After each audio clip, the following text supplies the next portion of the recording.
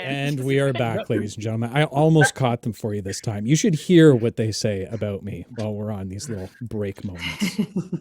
Anyway. Oh, we love you, Dick. Mm-hmm. When we last left our heroes. Starting aboard the lovely vessel of Captain Jed, the party spent some time traveling towards the great city of the Rock of Bral, or, as some call it, the Party Rock.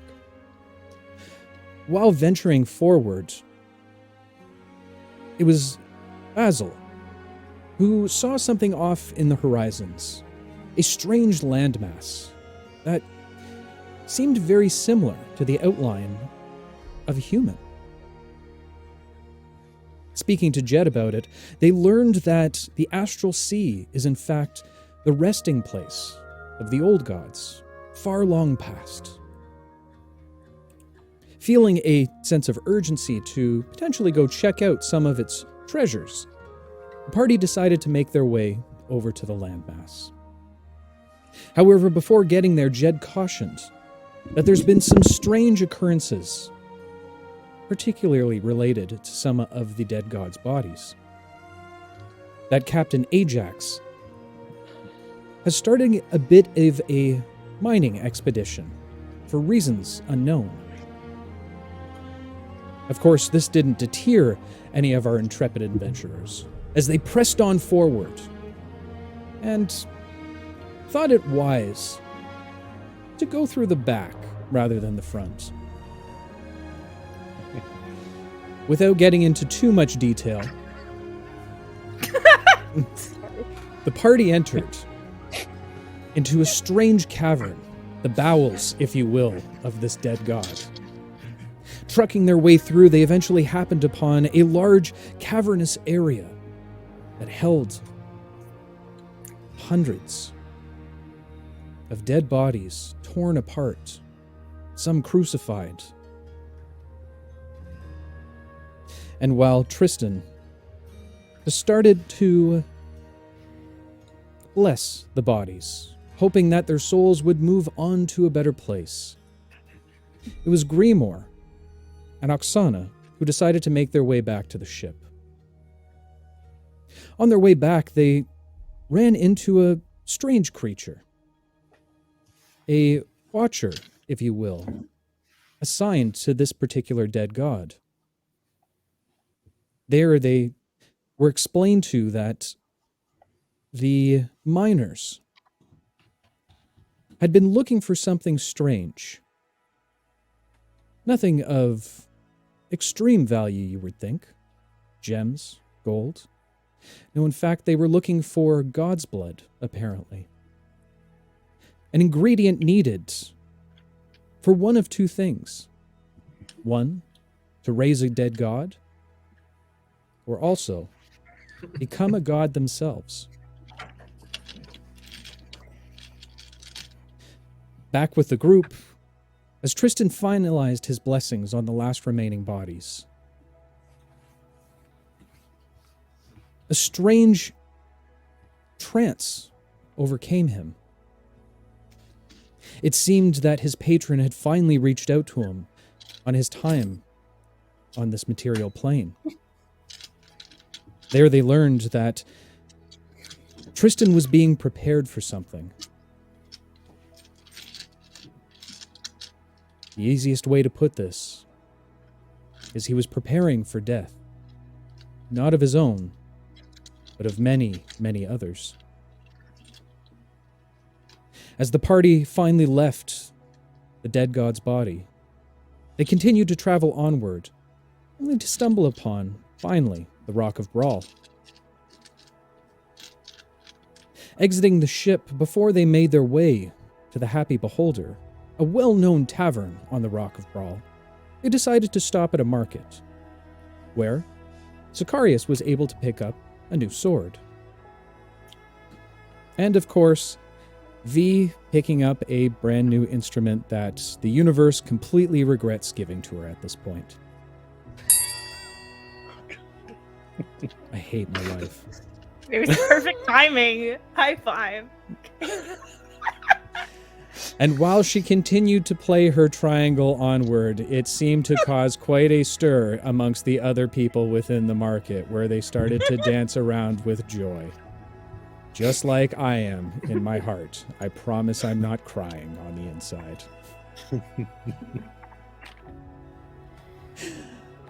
And so, our story continues.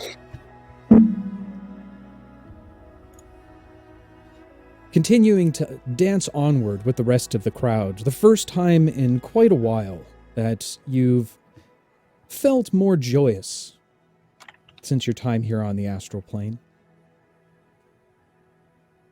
V now being lifted above the crowd as she continued onward, playing her... Nope.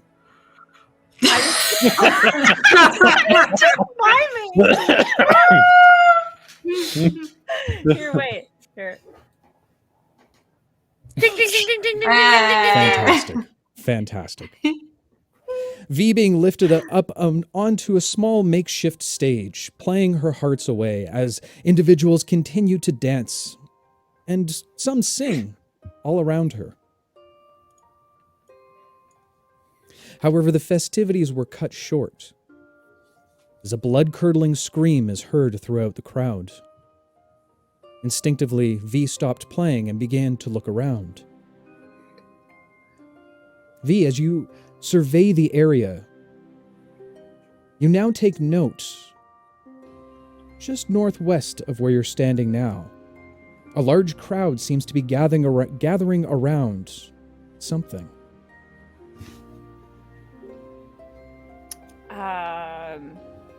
Can I get a little closer? I'm on a stage, right? Yeah, you're on a little bit of a makeshift stage. It's only about 2 feet off the ground. Really, it's just planks that have been laid out over top of a few large rocks and bricks. All right, I would like to then step off the stage and sort of like slink in between people to try and get a closer look to what's happening. Okay. As you continue to press through the crowd, you feel the hot bodies pressing up against you. Continuing to slither your way through, you finally reach the crux of where everybody seems to be standing. And as you look down on the ground, directly in front of you, you see that of a body.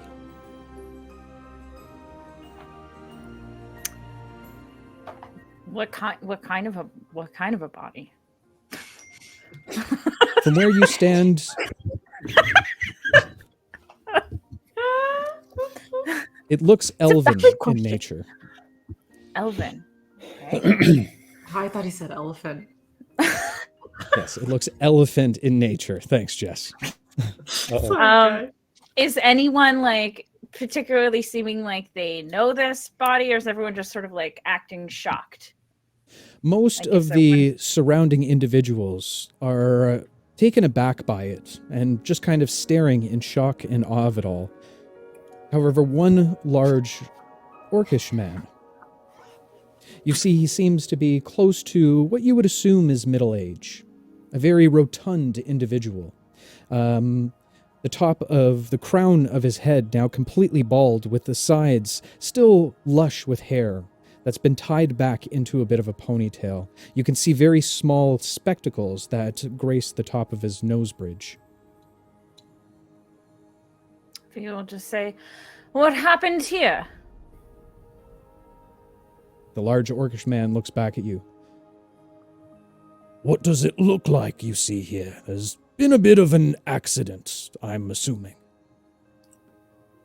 But can I see what the, like, does the body just, is it just a body, or is there blood, or like? You do see a bit of ichor that's resting right around the head. However, it's not red like you're used to seeing with any kind of wound of this nature, but instead a silvery viscous fluid that seems to be coming out of the individual's neck. V will lean over to the person who is closest to her and sort of whisper and say, "Is it quite normal for individuals here to bleed silver? The individual standing next to you, actually make a persuasion check for me. Okay, where's my V dice? Okay. Ooh, that's exciting. Hold on. That is a 24. 24. Love bards. Standing next to what looks to be a gnomish older woman. Her hair is slightly grayed at this point. She's a little bit taken aback and startled by you speaking to her. Oh, of course, Les. This is what we're all made of here. Oh, what is that? I'm not from here. That, my if child. you could keep a secret between you and I trust you. This is no secret at all. That, my dear, is the essence. The essence. Yes, the essence that runs through all of our astral bodies. Oh. Interesting. All right. What if somebody doesn't have an essence and they perish here? Oh, everyone has an essence here. There must be.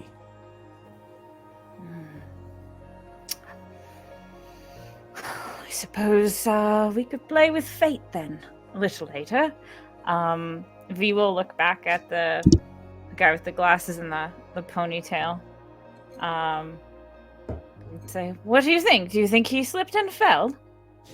As you turn back to address the individual, he now seems to be in conversation with a few other people, most of them debating over what had happened. The orcish man continuing to persuade the crowd that it was of accident.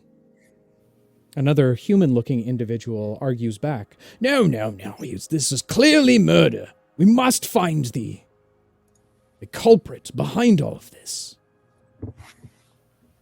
More arguing starts to spread around the entire area. Can V see any of her, I was going to say friends. Any of the group? Interesting question. What's everybody else doing at this point? I forgot where I was. The last time you were close with Grimoire and Pork. You had Grimoire slung over your shoulder, cradling Pork, as you were over by the vendor that was selling Sicarius his sword. Okay. After I purchased my sword, I was heading back to the party. Yeah, I would have followed. For the sake of the narrative, I'm going to say, V, that your companions have now started to congregate around as well.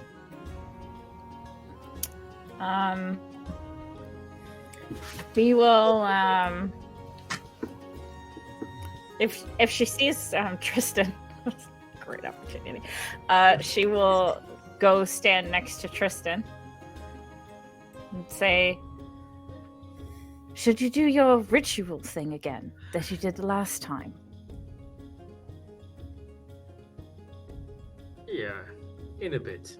Oh, wait, don't go. I'm not sure if you heard. I was just curious how much you practice that ritual. I don't think you should step in right now because they are debating if it was actually a murder. I'm not too sure what the rules are in this town. Wouldn't want you to be implicated. Okay. Thanks for the heads up, I guess. No. This was not a murder. Dave, you're really quiet. Something happened. Yeah. The audio. What? It's the argument happening. He's talking in the background. Oh, it's like from the distance that we're hearing. Oh! Way to ruin that moment. That's good. Setting ambient. So fancy. Look at us, technology. Okay. Not used to that. All right. Well. I mean, I don't mean to seem quite heartless, but to be frank, This doesn't seem like any of our business. People get stabbed in places like this, I imagine, all the time. Perhaps, however, we should keep our eye weather even for potential assailants, murderers, killers.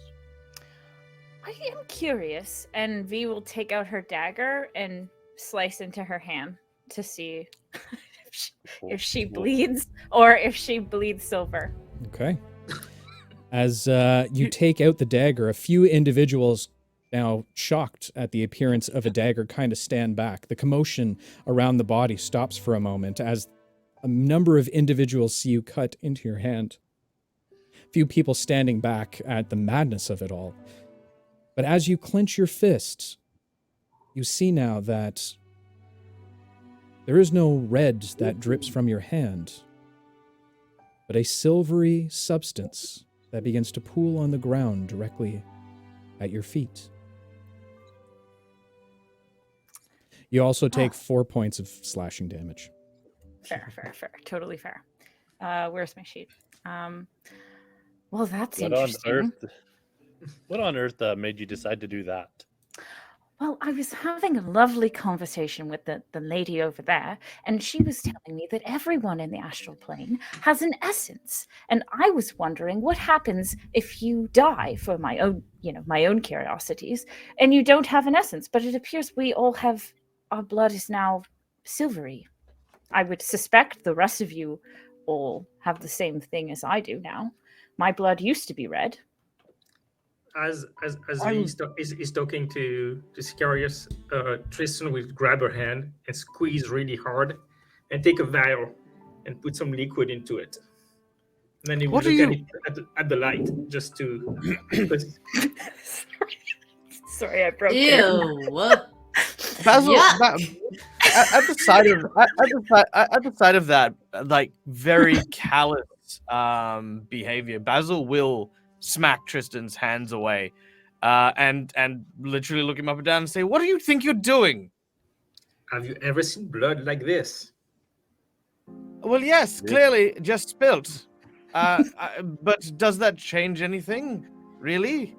I mean, it seems to be sustaining our lives. Our heart seems to pump it fine. And you, a simple pinprick would have done. Slicing open your hand with a dagger is foolhardy, to say the least. Oh, Basil, I'm fine. And she'll tear a piece off of her clothes and wrap it around her hand. Look, it's fine. Although, Tristan, you could have asked. You didn't have to just squeeze out the blood. See, Basil, What do you it's intend to do fine. with it? Study it. Are you With not curious? Well, I'll keep it for now. We'll see. Am I curious? No, I don't pick up in every little tiny thing on the floor in order to try and figure things out. Let's begin with just the simple fact of, we are at the site of a murder. Perhaps don't pull out weapons and shed blood here. I agree. Blood. I mean, what's the big deal? I think as your friendly teammate mascot, Grimoire, that Oh my god! y'all need to step back in line. See? Wow. There's no need to shed any blood, V. And Tristan, what you're doing right now is a little strange. But hey, y'all, we made a dear promise on that boat there. That we are here to protect those who need to be protected. Poor Bobby. He's gonna kill you. Grimoire. You sound very different. You watch as Basil must be puts sick. into his jacket. He puts into his jacket a small vial of babbit nip. It's like catnip, but for babbits. It changes their voice slightly, makes them real chill.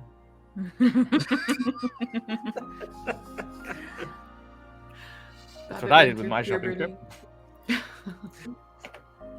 Well, here's what I have to say about all this now. What we need to do is, I think if there's a danger to these people, we need to help them wherever we can. Ain't that right, Oxy? My foxy Oxy.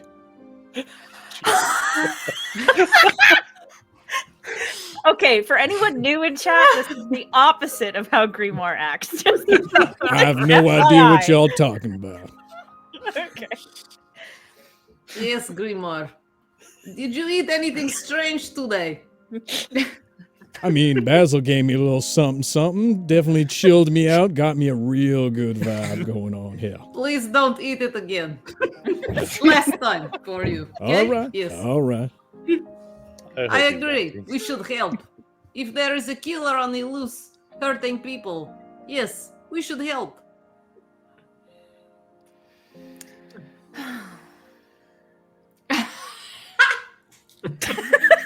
Look, could we not at least arrange for some form of payment, at least for these services rendered? I mean, I don't know about you, but chasing after potential murderers just seems very hazardous to one's health.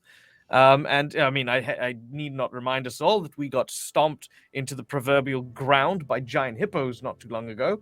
That is true. I got stomped into the ground by a giant hippo, and I mean, this person was murdered in broad daylight with, did anyone see what happened? No? As Anyone? you So he yell killed this, person in... Oh, okay. as you yell this out, you hear another strange noise from the crowd, almost like nails on a chalkboard. As everybody's silenced and looks back, you see an older man, very short, has to be close to his early 70s. As he holds up a very small chalkboard in his hand, you see that his nails just being dragged down. I know what this is. Don't need to see anything to understand it, I'll tell you. This here was the work of a voidpire. What did you say? A voidpire? A voidpire, yes. A voidpire. Do you mean Can you- vampire? No, of course not. Vampires don't exist. Voidpires, on the other hand. So please, explain, since that's new to us. They are vicious, vicious creatures of the night. Well, of also the day in the astral plane. There's not much difference between night and day. I digress. They search out those that are innocent and feed off their essence. You can tell by the bite marks on their neck.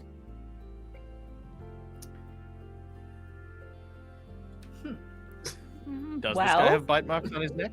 Yeah, I was looking at the body. Is there bite marks? Who wants to inspect the body?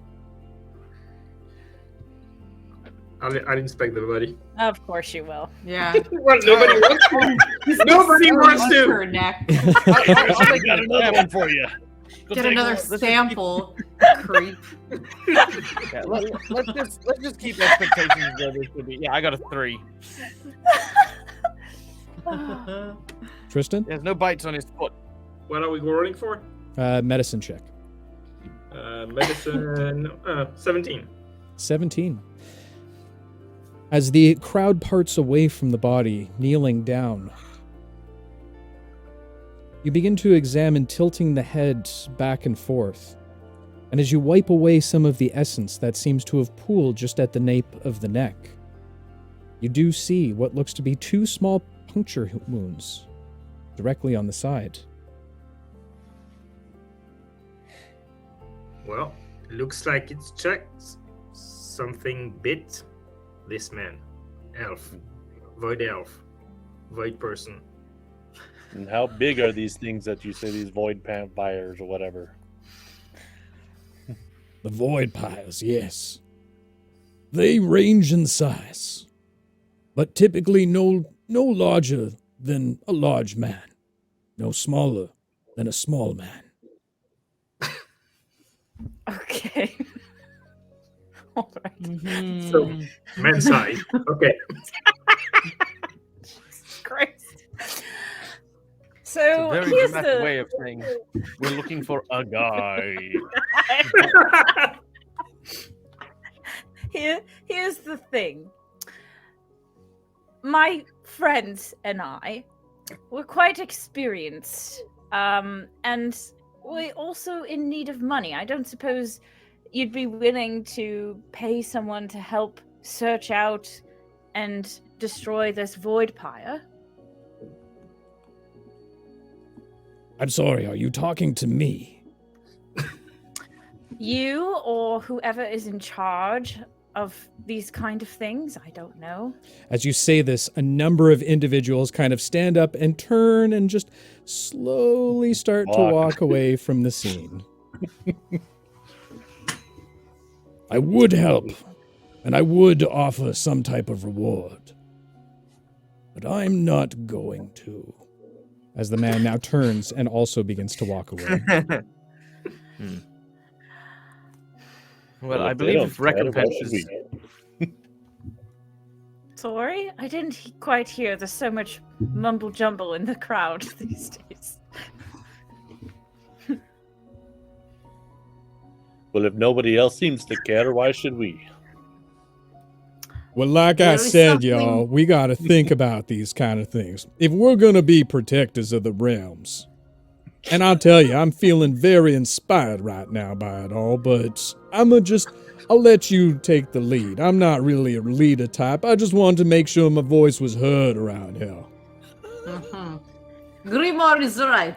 We should protect the innocent. Damn right. The innocent is dead. He doesn't need protecting anymore. But it is still hunting, this void pyre. Yes, that is true. Perhaps we could source some more information about a void pyre. If I may posit a suggestion, perhaps some of us can see if we can locate the local constibule area and see if we can ascertain what information of victims may be around, and perhaps see if there is a reward for this particular endeavor. And I, if anyone would like to accompany, can adjourn to the local library and perhaps see if I can dig up any lore or information on void pyres. Basil, can you please say that again in smaller words, please? It was a lot you said. All right, sorry, my apologies. Go to the police, see if they're offering money, and find out if anyone else has been attacked. And I will go do nerd things. Yes. This plan. But as we're standing there, is there any type of authority figure coming around at all? Not whatsoever. Is Jed still with us?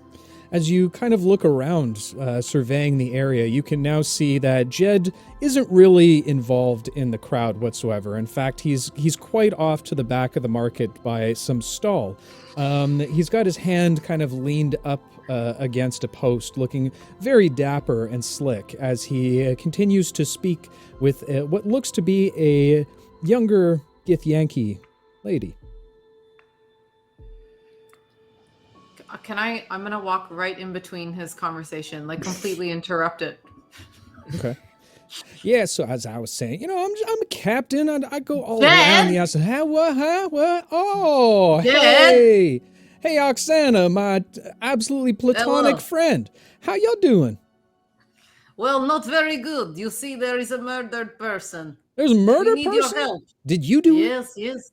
I did not. Did anybody of our companions do it? I don't think so, no. It was a void pyre, if you know this. Void pyre? Yes. I don't think those things exist. Well, this is news to me. Somebody just said they did.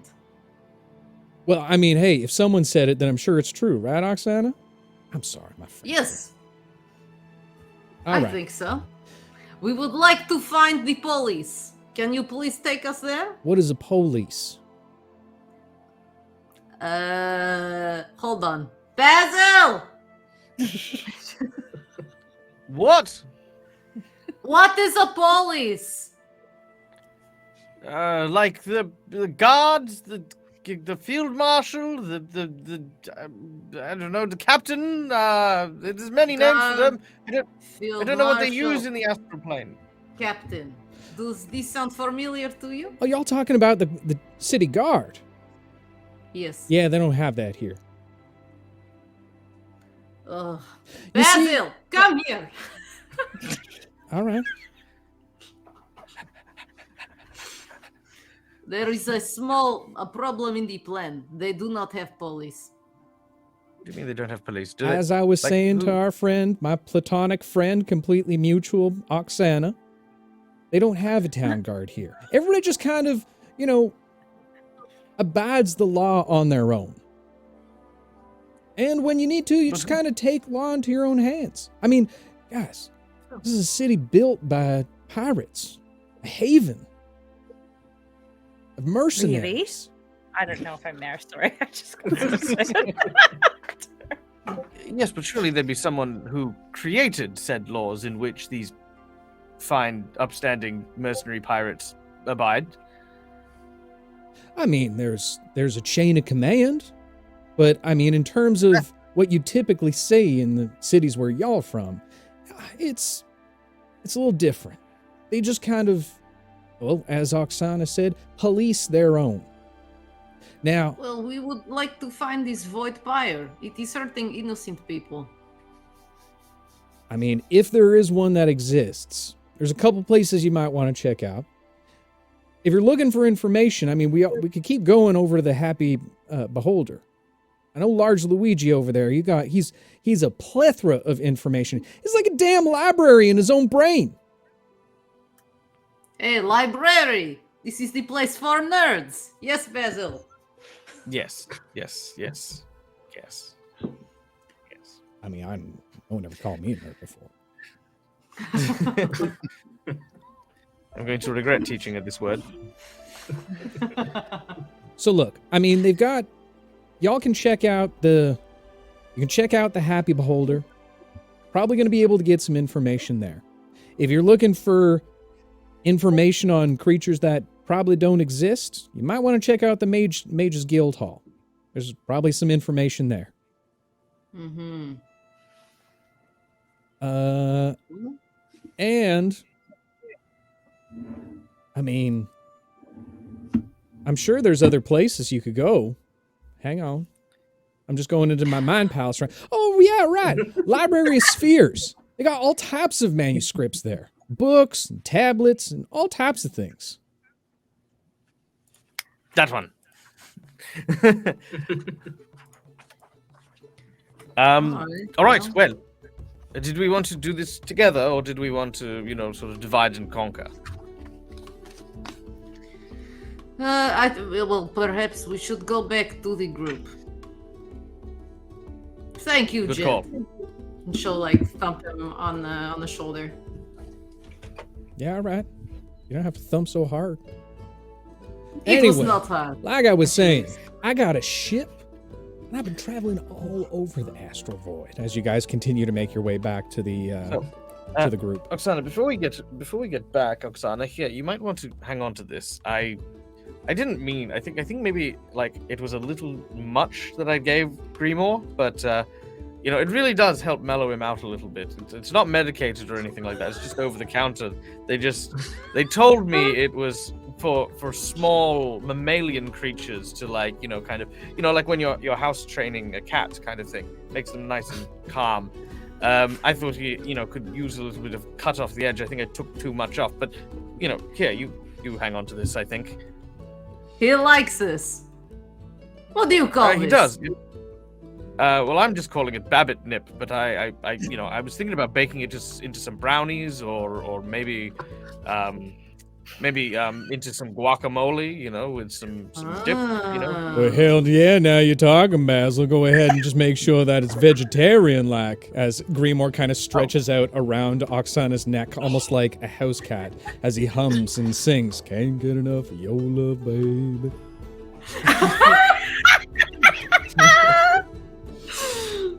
It seems to be in very good mood. I will be sure to give this to him. Yes, there are instructions on the bottle, but I don't speak the local language, so it's all gibberish to me. I cannot read anyway. I will let him read it.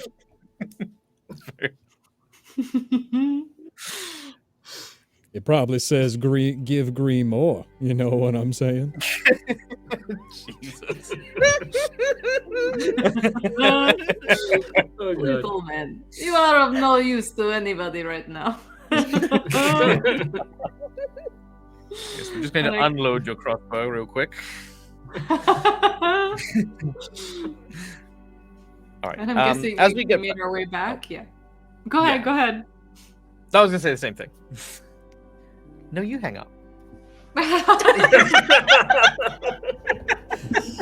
As you make your way over V, you continue to, as much as the commotion has thrown you off a little bit, you do feel the excitement once more of, no, never mind. Never mind. You feel inspired. That's it. Done. Oh, thanks, chat. Thanks, chat. And we also have a temptation dice up on the board, just so y'all know. Love it. Ooh. So, what did Jed say? Moving things along. He said there is no such thing as voidpire, and this place has no police. Well, And there's a person named Big Luigi that might have some information at the tavern, and there are some places of learned people that may have some information on the mythos surrounding the voidpire, such as the Mage's Tower and the Library of Spheres. This I also. love a good tavern. And I suppose I'm not so into the whole, like, let's solve a murder in a city that we're not from kind of thing. But I suppose we might be targets ourselves, so it might be in our best choice. Fuck, I can't think of the word. So why would we be a target? I'm quite innocent, Sicarius. It seems like it feeds on innocent people. Then we're Sorry. quite safe, aren't we not? Are We should be sorry, safe. what? Aren't we quite safe now? No, Not because innocent. the fucking voidpire is still around.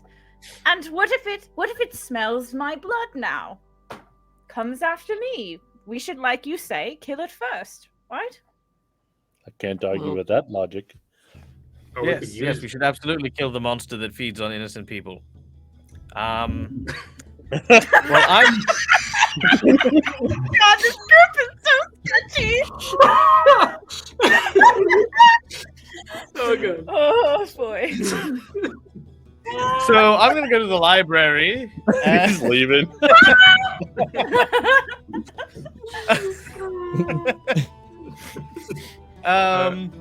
But I'm worried about being ambushed. I would very much like, at least, you know, if one of the somebody capable of protecting me might. Oh, How Tristan, about we I come- just all stick together? I'll come with you. If anything bad happens to you, I can always send your sword to the other side. Oh Okay, my he's not God. there for protection. He's just there to send you on your way. Look, honestly, I'd welcome it at this point. But no, it's fine. Look, to be honest, I imagine dealing with the mages and the librarians with such a large group of people that may not necessarily need to be as careful, shall we say, around the library, might, of course, send the wrong message to people we don't know. So yes, me and Tristan will have a quick look at the library, and then we'll meet you at the tavern afterwards. We won't be too long. Probably about maybe an hour or two, perhaps. So just Okay. for the record, we are splitting the party, and it is Yeah. your idea, Basil. Just holding people Sure. accountable. Right after Later. I was just advised not to. But okay. Yeah, I mean, well, yes, it is, and I will not die. Vowing now, this is my statement. I will not be eaten by this voidpire, and I think Tristan is also at least likely to be eaten as well. I would prefer not. We're so innocent. Not innocent. Yeah, exactly. Well, You are not Yeah. innocent. Hmm. You are not innocent? Question mark. This is not a rhetorical question. oh, I am sorry, innocent. no, we did kind of steal money and throw Grimoire out a window, and I still bear a certain burden of guilt for that. It was an innocent mistake. Was it though?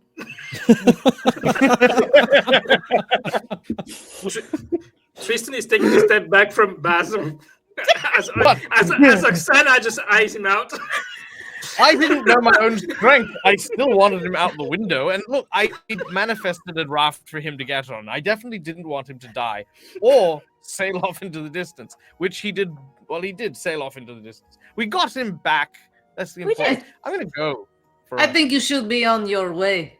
Yeah, I'm going to just before I Yes. keep putting my foot in my mouth. All right. Come, Tristan. As Basil and Tristan find their own path, the rest of you begin to make your way back over to the entrance of the marketplace, and now see Jed standing alone. V, just as a note, while we're walking, V would like to link arms with both Oksana and Sicarius. Sure, allow it. Please don't get your blood on me. It's wrapped now. Don't worry, Oksana. Plus, it's pretty blood. Don't you like the silvery blood? No. All right. Being honest, I guess. I can appreciate honesty, Oksana. Shall we go talk to Jed? Sure. He looks like his friend is gone. Jed! Huh? Hey, Where did your friend go? We are going for a drink. Come with us. I could use a drink right now. And her, yeah, she wasn't ready for this jelly. Anyway, where'd Tweedledee and Tweedledum go? To the nerd place. Yeah, okay. You're never going to find me in one of those nerd places. All right, so happy beholder. Drinks on V. All right, let's go. I don't think that's, and she'll just go inside. Yep. Sounds like a plan. As you continue to make your way through the cobbled streets of the Rock of Bral, you eventually happen upon a relatively large building in comparison to the rest that are found in the lower city. Filled with music and laughter and shouting. A few drunkards kind of fall out of the doorway as they kind of brush past you. Welcome to one of my favorite places on the entire universe. Happy beholder. Everything's going to be all right now. As you begin to make your way up the doorway of the building, entering in through the double doorway, you find yourself in a very well-kept establishment. Beautiful bar rails directly in the center of the room, completely circular. You can see a number of leather-wrapped booths all centered or circling around the large exterior perimeter of the building. A number of individuals all gathered within there, many of them singing and cheersing one another, while others continue to have various games of chance laid out in front of them. And directly behind the bar, you see a very odd creature, one that many of you have heard of in tales. As it floats, a large ball-like individual, 9 stalks that seem to peer off of its head, each one of them having their own individual eyes. And as it turns to face the direction of the door, you see a cycloptic eye directly in the center. This is truly, in fact, the first time that any of you have seen the likes of a beholder. The beholder seems to be laughing and cheering with many around the bar rail as it uses some of its eye stalks to give out drinks. As you all walk through... Sorry? What were you saying? I was just going to comment. Here I thought the name was strictly just a metaphor. Oh, Nice. haha. As you continue to walk through the doorway, you hear throughout the crowd a number of individuals yelling, "Jed!" As Jed kind of waves, "Howdy, y'all." A barmaid makes her way up to you, a young girl. Her skin slightly bluish with tiny horns that peek off of the top of her forehead. "Always a pleasure to see you, Jed. And who do you have with you here?" Well, these are my friends. Well, I guess clients. Are we clients or friends? I don't know at this point. We can be both. All right, I like that. Well, we'll take your closest booth and a couple rounds on this one. And he points to V. Jed, I don't think that Oh, is... right this way, Jed. Of course, you and your friends are always welcome here. As she begins to lead you over to a large booth centered off to the side.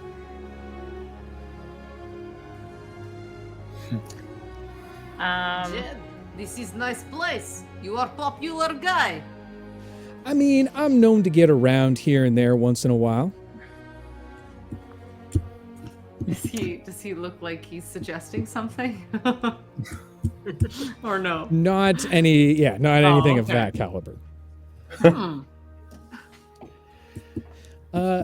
Sweetheart, before you go, round of drinks for everybody, and also, when he's got a second, if you could send Luigi over. I know he's busy right now, peak hours, but I think my friends here have something to ask him. She just kind of nods before heading back off to the bar rail. What is on menu here? I mean, everybody keeps on talking about the spicy scaver. It's like a fishy type dish. Fishy, huh?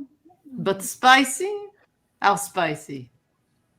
I mean, it can have some kick to it, that's for sure. Grimoire, you would like something spicy? No. Oh, it's fish. I don't need any kind of fish. Vegetables only. We will find something for you. A kiddie meal. Give him a salad. Yeah.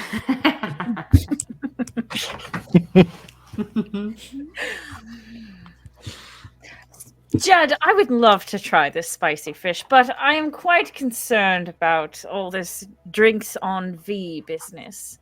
Because as you remember, I didn't have quite a lot of money to begin with. Oh, that's all right. We'll figure something out. All right. As long as it involves me not paying for everyone. Come on, V. Be a team player. I would love to be a team player, but unfortunately, you need money to be a team player in this instance, Sicarius. Do you have money? Enough money to be a team player? I wasn't the one that was suggesting to be offering, so, I'm going with Jed's lead here. That's a smart man. I cannot make money out of my butt. That is not how it works. I cannot make it appear.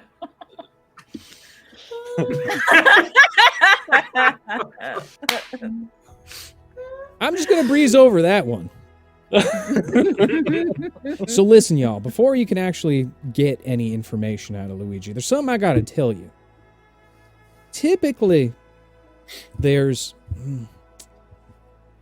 he likes to have an exchange of information. And if you don't really have anything to offer, might I suggest, he loves a challenge. What kind of a challenge? Just Whatever challenge you can think of. A dance-off? I'm sure that's one of them. Can I arm wrestle him? That could be one too. Although he doesn't have a lot of arms, I'm not sure how that would work. But I'm sure we can figure something out. Because I really doubt we have much information for him. Since we don't really know where we're at here, and we don't know anything about this place. We could trade him information about our plane of existence. That's Don't true. know if he'd be interested in that, but is he more interested in what kind of information is he interested in? Political gain, monetary gain? I mean, you name it. He's regular information. Like I said, he's got like dang library in his brain. Right. Well, All right. we will see what he is interested in. Mm-hmm. All right. As you continue to converse with one another, pleasantries and simpleties. That's a word. I just made it up. Mm-hmm. I liked it. Thank you. Yeah, me too. Eventually, Always made up. see just off out of the corner of your eye the large beholder now making its way over to your table, a number of drinks wrapped around in his eye stalks. Jed, my friend, it's been far, far too long. And who is this that you've brought here? More friends for me to eat? I'm kidding! I don't mean that at all. Please, sit, eat, drink, and be merry, all of you. And welcome to the Happy Beholder. Hello, it's pleasure to meet you. My name is Oksana. This is my friend, Grimor. Oh, hey, big guy. Jesus Christ. And my name is V. Pleasure to meet your acquaintance. I've heard much about you, V, and how you plan to pay for everyone's drinks for the evening. Yes.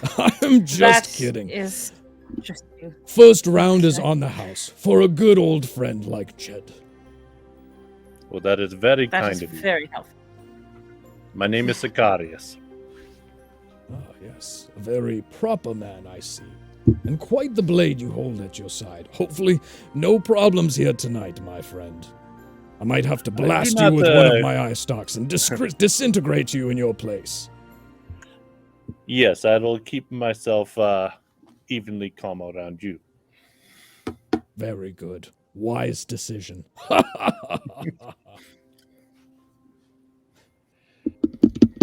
So, Jed, how have you been, my friend? Oh, I'm just doing my thing like I usually do. These are some of my newest clients. They're looking for some information, and they're wondering if you could help out a little bit.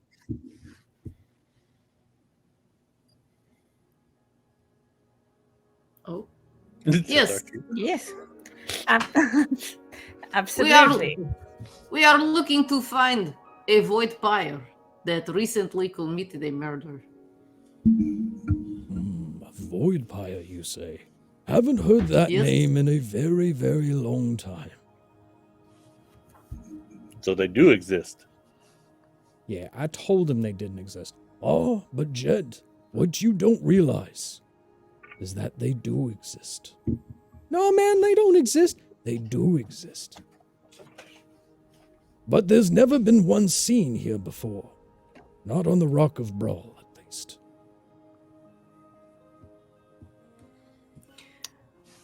Where are they from? Well,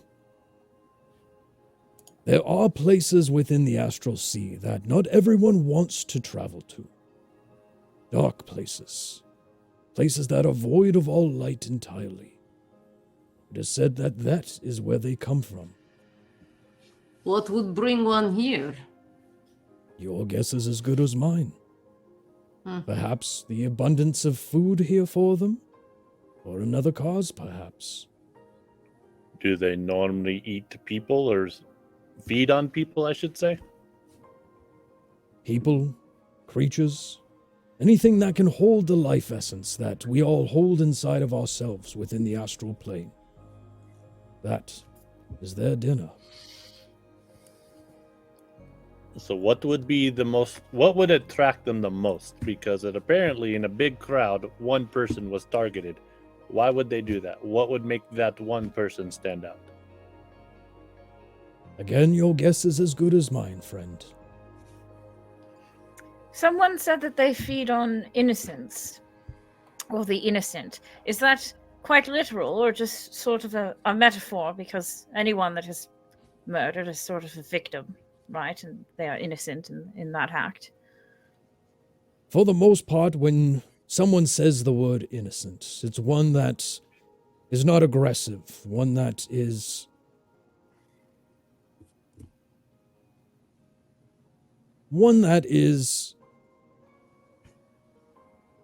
Passive. liable. Well, liable for attack. Liable. This word I don't know. I don't... Like easy Typically- prey? Yes, Yeah. probably a better way of putting it. Thank you, Sicarius. Somebody that they don't feel can fight back. Oh, interesting. All right. How would we try to track one down? Well, they do not like much light. Anywhere you can find without light would be a good place to start. Anywhere nearby like that? There are many places. We are... Hmm? If you were voidpire, where would you go?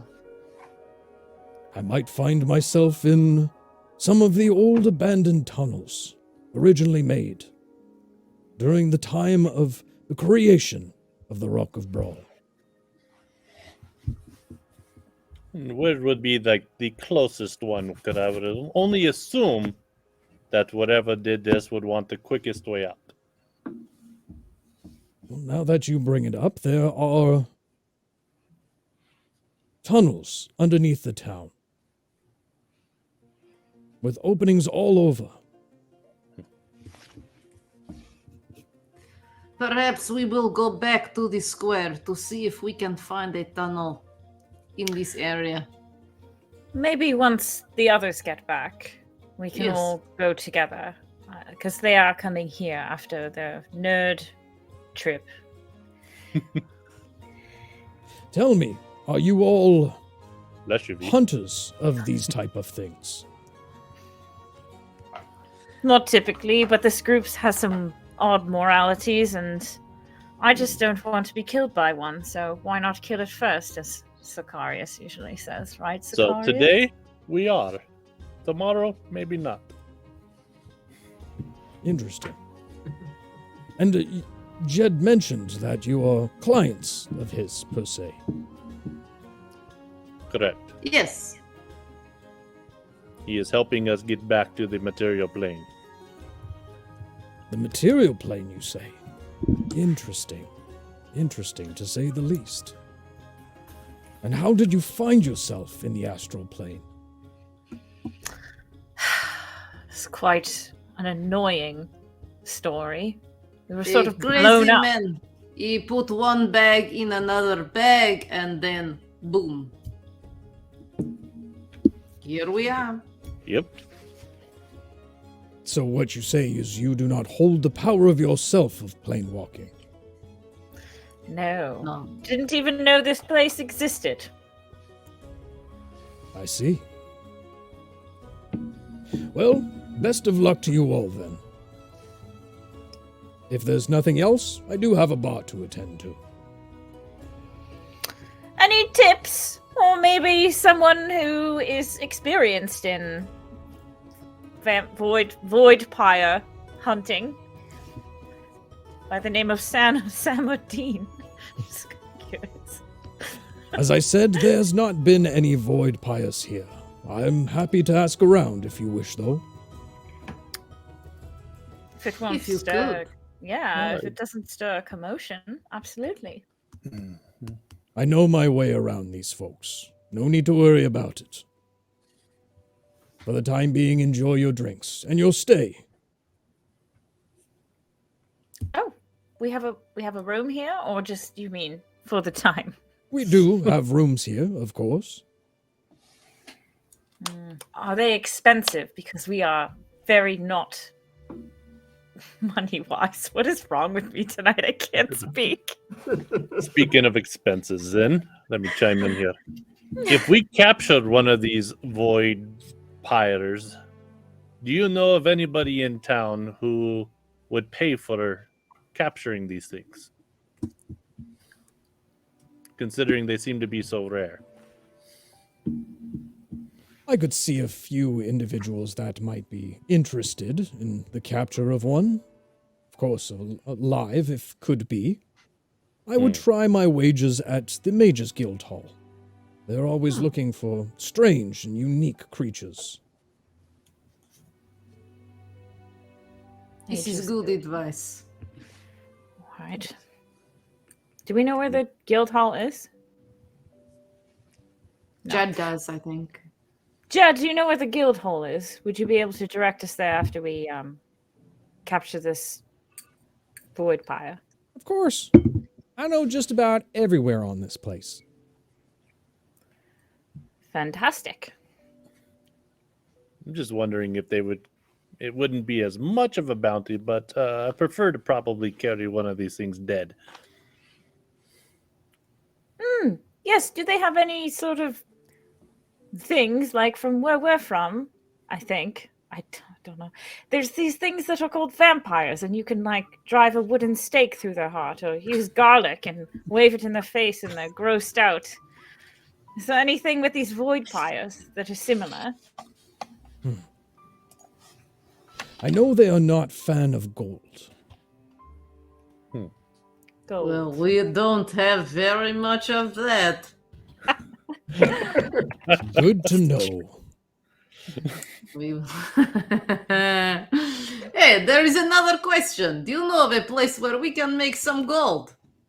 Well, there's lots of places to make gold on the Rock of Bral. You just have to look for the right opportunity. Almost any establishment, I'm sure, has jobs that need to be done.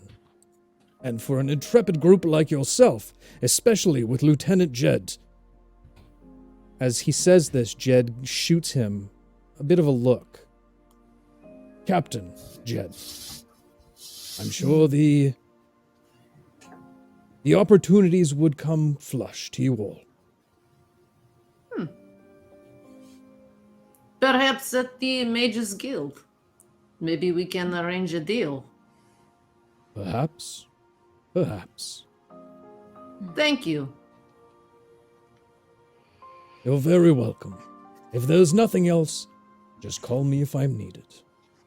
And again, new friends, eat, drink, and be merry. As large Luigi makes his way back to the bar rail. Over on the other side of town, Tristan, Basil, you make your way to a very large building, not too far outside of the lower city limits. You can see, as the tower crests upward at the very top, there seems to be almost like a mobile diorama of planets that hangs all around it. In the direct center, a very large, circular, spherical, almost statue with rings that seem to be wrapped around it.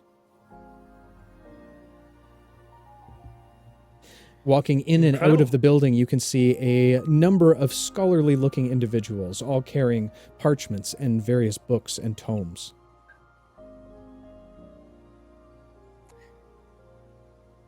Basil will approach basically the nearest person, and say, "Good evening. We're looking for the librarian curator who's in charge of lending and the information within the library." A very slender, middle-aged female looks to you as she adjusts her glasses. You will want to speak with Seamus, as he is the individual who curates this entire library. You'll find him mostly up in the upper floors. My guess is the 3rd or 4th. Thank you kindly. Just a query. He's not a leprechaun, is he? A what? Had a run-in with a tiny. No, you know what? Never mind. It's fine. I'll find out when we arrive. As he walks in, he'll turn to Tristan and say, "You know, there are many types of fairies in the world and stuff like that, but never make deals with leprechauns." Okay, that came out of nowhere, but I'll take note of it. Mm-hmm. I'll tell him a little bit about a tiny leprechaun who apparently murders children. As we head up up to the second or third floor. Okay. As you make your way across the marbled floor, you see a very large statue directly in the center. It seems to be that of what you would see as an elvish man as well. Very bald head with pointed ears. The statue reaches up roughly about 20 feet tall, with looks to be made entirely out of bronze. The individual holds 2 large books or tomes in either one of his hands as it peers out knowingly amongst the masses. A winding staircase leads up to the various floors. You can see in a circular kind of motion or circular area, stacks and rows of books that spread off like sunlight. You continue to make your way up the winding stairs, meeting at the 2nd floor again, rows and rows of more of these tomes. Continuing upward, you make it to the 3rd. And lastly, making all the way up to the 4th floor, you can now see that this is the top of the building itself. It spreads out much wider than the rest of the tower.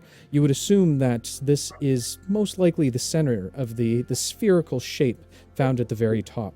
You see on the sides of all of the walls complete panoramic view of the city as large windows that stretch roughly 10 feet 10 feet tall, giving you a perfect view of the entire city.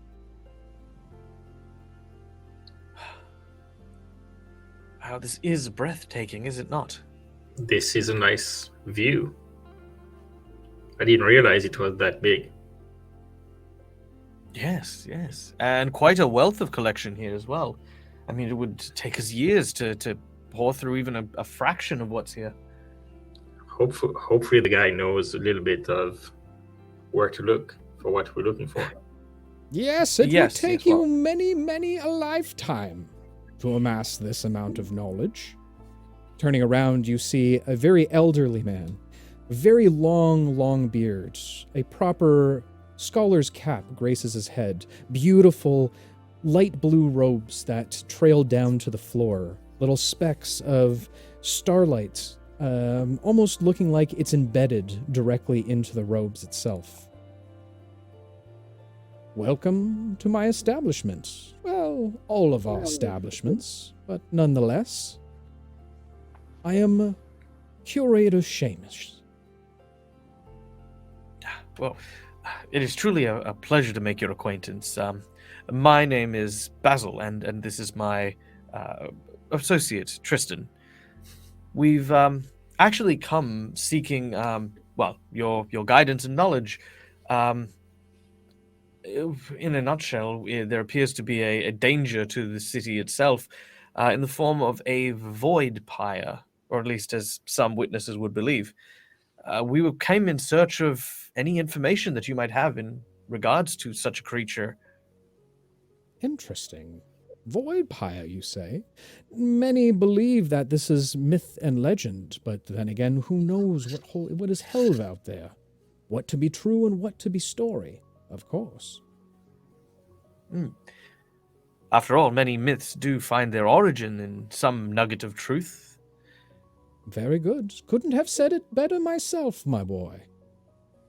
Tell me, what type of information do you look for on this creature? At this point, Basil looks to Tristan, just to kind of... I think we're looking for mostly what they are, but also how to hunt them, perhaps, if possible, or anything jump to mind? Well, if the stories they say are in fact true, the origin of the creature is not very well known, other than it coming from its namesake. A void that can be found in the astral plane, a very, very dark place. Only a few places I could think of off the top of my mind that would hold something like this. Now, in terms of the destruction of the creature itself, of course, enough bodily harm, as it is a physical being, will do more than enough to harm the creature. It is said that valuable materials such as gold would also bring harm to the creature itself. And lastly, like its namesake says, it wants to be part of the void. It wants to be part of the darkness. A little bit of light could give you the upper hand. if you were to ever run into one of these creatures. Right. Light, gold, creatures of the void. Okay. Well, those are all the questions that I truly had. I suppose, Tristan, is there anything you can think of that we could use to add to our bank of knowledge?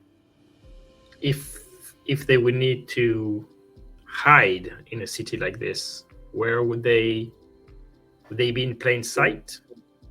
Because I don't think there is any void here in the city, or is there some kind of nexus? I wouldn't say a nexus per se, and I would disagree that there aren't dark places to be found throughout the city. Not necessarily on its surface, but underneath, where they mined all of the stone needed to build the buildings you see all around you. Vast tunnels that spread outward. Many years have been spent mining these now abandoned places in order to gather enough materials in order to build the city up the way you see it now. Are the mines still accessible? If you know the right places to look, of course. There are a few just outside of the city limits. If you find a large cavern that has been worked over, you're most likely in the right place. Now, of course, there are rumors, per se, none that I've ever seen myself, but large holes in the ground that are covered by metal sheets that will also give you access. They used to use these shafts to bring the materials up directly into the center of the city so that they could disperse it instead of having to travel all the way from the outskirts. Like wells. Wells is a good interpretation. Well done, my boy, as well. Very well.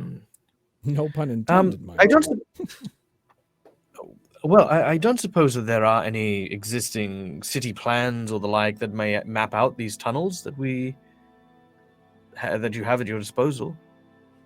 In fact, I think we might just have some in our historical records.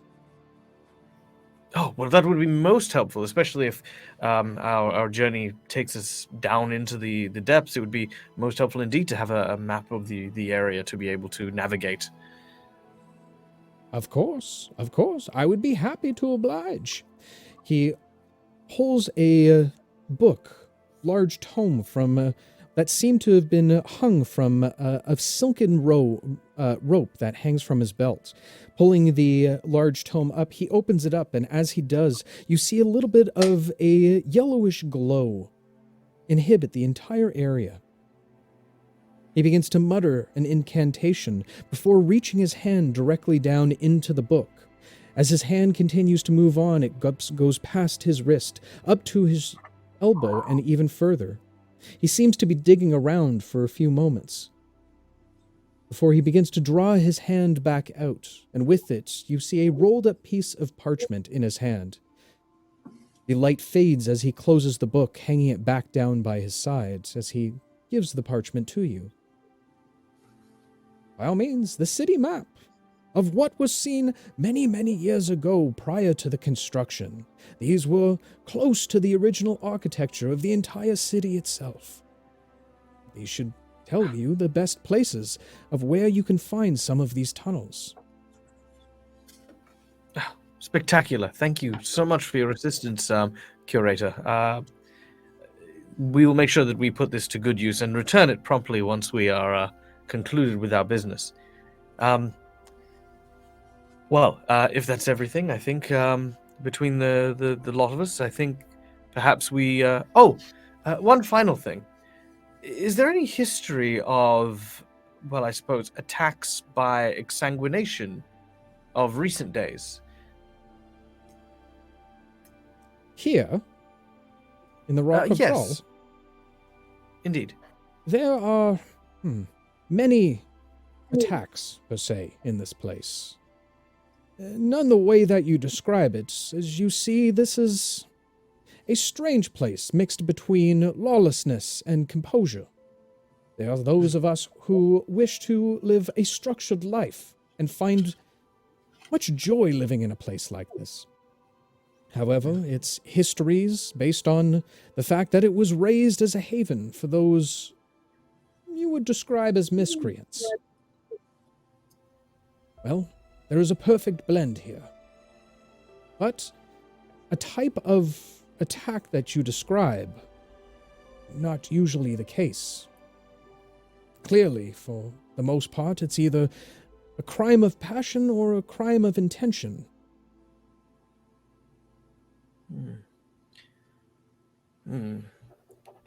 Thank you for your insight. All right, well, we do have the others waiting for us. There is one thing I could request, though. If you do happen across one of these creatures, if you wouldn't mind perhaps jotting down its appearance, some of its mannerisms, any information you could collect for me, I'd be happy to pay for it, of course. This type of information would be most valuable.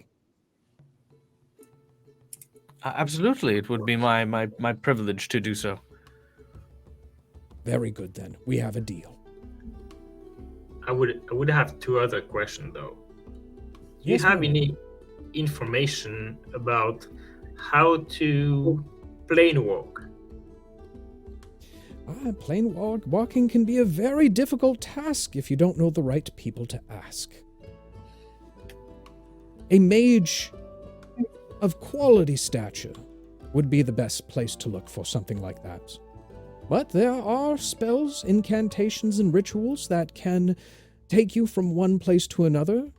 A very focused ritual, that is. And then, of course, there is the, starscapes that you see all around, out in the night sky. Wherever you see a trail, a cluster of colors, that is a way to another plane. But you must be very careful not to enter one of those without caution, or where you'll end up. Well, that's impossible to tell until you walk through. Alright, so there is no instrument to help us find a specific one. Okay. Well, none that I'm aware of. However, there might be someone you could speak to in regards to this. Now, we map most of the knowledge that we can collect around here, but Elmander's star charts. A building not too far from here, and he walks you over to the window and points out to it. You can see now, resting in the middle of the city, a very large observatory. Those are the individuals who have mapped the star system far and wide. They hire individuals just for that reason, to map out and chart this wild astral sea. If anyone's to know, it would be Elmander.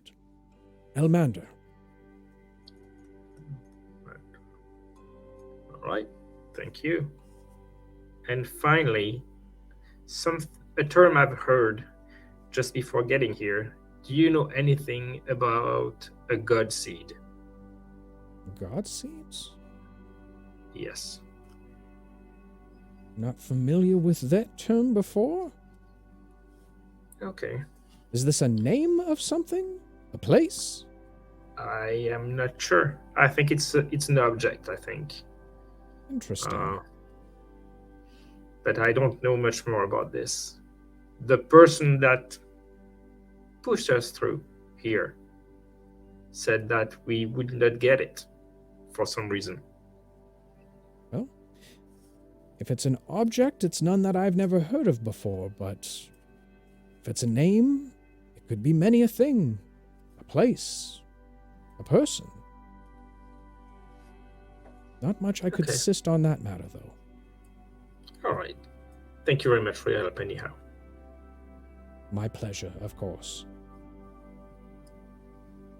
And don't forget, if you happen across any information, I'd be happy to pay for it. We'll keep that in mind. Yeah. Thank you. Very good. Tristan, did you want to go by the star charts on the way to the tavern, or did you want to regroup before we make our way there, share the information first? a player question: is a star chart on the way to the tavern, or is it completely out of the way? It is in the middle city, where the tavern is in the lower city. If we follow the outer road to the Rock of Brawl, it'll take us past the star chart, Elmander's star chart, and then to the Happy Beholder. Or we can cut through Middle City and get to the Happy Beholder quicker. Yeah, it's almost it's almost like you had a map. Crazy, right? I'm sorry. Mine is so pixelated. I cannot read the small. Oh, really? Okay, I'll see if I can find you a better one. So you would pass by the star chart in order to get to the tavern. Then let's stop there on the way. All right. Okay. Leaving the Library of Spheres, you head back down the stairs and out into the city streets, the bustling city streets of the Rock of Brawl. And as you make your way over to the star charts, I think that's a good time to take a little bit of a short rest. So, with that said, we're going to go ahead and do a little bit of a bio break, not too long indeed, just a few moments. So please, by all means, stick around. Make sure that this is the place you'll want to come back to. Of course, we do take some questions on chat of myself, the cast, the story, the life, universe, and everything inside of it. Well, we'll try our absolute best. But until that time, my friends, we will be back very shortly. Stick around, and you'll see us real soon. And we are back, ladies and gentlemen. So we did get a couple questions on our break. Oh, I know. First off, a question for Oksana. How do you feel about being called Foxy Oxy? I don't know if she can hear She us. can't hear us right now. She's having some technical difficulties. Oh, okay. I don't even think she knows we're live, actually, to be Fair honest. enough. Fair enough. All right, we'll come back to that question. Okay. Why is Dag the best D&D streamer? Well, obviously because of all of the amazing Pathfinder stuff that he does. You know it. Another question for Dag. Did you work out a new character before you decided to split the party, just in case? Yeah, no, straight up. I decided that what I want to play is I want to play Grimoire's long lost brother Remreg. Oh yeah. And just be on a quest to look for my lost brother who we were separated at childhood. And I'm hoping that Grimoire might help me find my brother, given that he is also a Babbit, Of course. Yeah. Okay. Jess, are you back? Sorry. I couldn't hear that you saying that we went live because anyway. Yeah. I'm good, yeah. So, question for Oksana. How did you feel about being called Foxy Oxy? By Grimoire? Yeah. I don't know, probably not the best. Question for Raina. Innocent little Babbit. Not so innocent anymore, I guess. Really? Question for Raina. When can we expect your 1 hour triangle solo? Oh, boy. As soon as Dave lets me. So never. That's when. Right now! Where's my stick thing? So tomorrow. Oh, weird. Their volume just completely cut out. I couldn't. That's so weird. Man, don't know what happened there. Question for Basil. Do you think hanging out with Oksana and learning how to speak plainly will help your social skills? I don't think that's the corner of the lack of Basil's social skills, but it definitely will help. I definitely think it will. Basil is a homeschool kid, that was one of the ideas behind him. So I love the fact that while he thinks himself to be a lot smarter than he actually is, there's these little things that, he's really appreciative of Oksana, calling him out on, it's in English, Basil, in English. When you're not trying to tell your mum and dad who are both librarians and museum curators and stuff. So fair. Yeah, it'll help. It'll definitely help. Learn to talk the common folk tongue. Hmm. Question for me. Shoot! I reckon I'll learn this language quick, smart, and in a hurry. Hot diggity damn, you're on my page. Question for Dave. Did you remember to go downstairs to feed and water Bobby? I actually have a chute that just kind of splashes down directly into his face. So we took care of all that earlier. Doop-a-doop-a-doo. Dag, how much Babbit nip do you have, and what are the odds of it being consumed again in a future episode? Well, I'll tell this to the group, right? Depending on how often we have Bobby here, there'll always be just one more bottle. Fair. That's fair. That's fair. Question for me. Did you have a massive backstory prepared for the guy who got eaten in episode 1? In episode 1... I think you're referring to episode 2, tennis. Massive backstory. I spent weeks on... No, I didn't have anything. It's fine. You'll learn very quickly that I don't prepare a lot of stuff and just kind of ad-lib as I go. Question for Dave. How are you still going to kill Swiss Dave's character first when the party splits? I'll find a way. I always do. Or, Rob will just roll a couple natural ones. It's fine. Okay, and that is all we have for questions for the evening, so let's go ahead and jump back into the night's episode. So, Tristan, Basil, as you continue to make your way towards the Happy Beholder, you eventually make your way to the observatory you saw from up top in the Library of Spheres.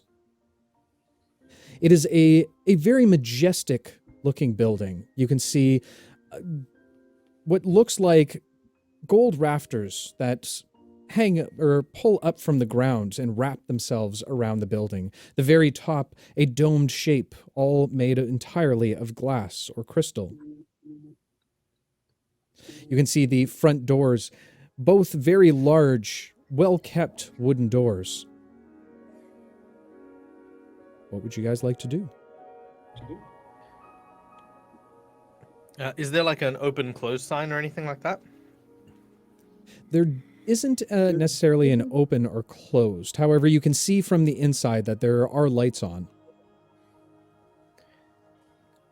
I will open the door and step through the threshold.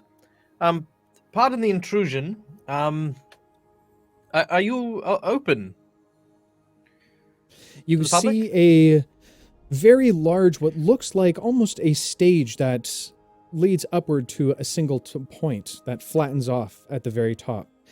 Directly on top of it, you can see the reticle of a large telescope that leads upward towards the giant domed roof.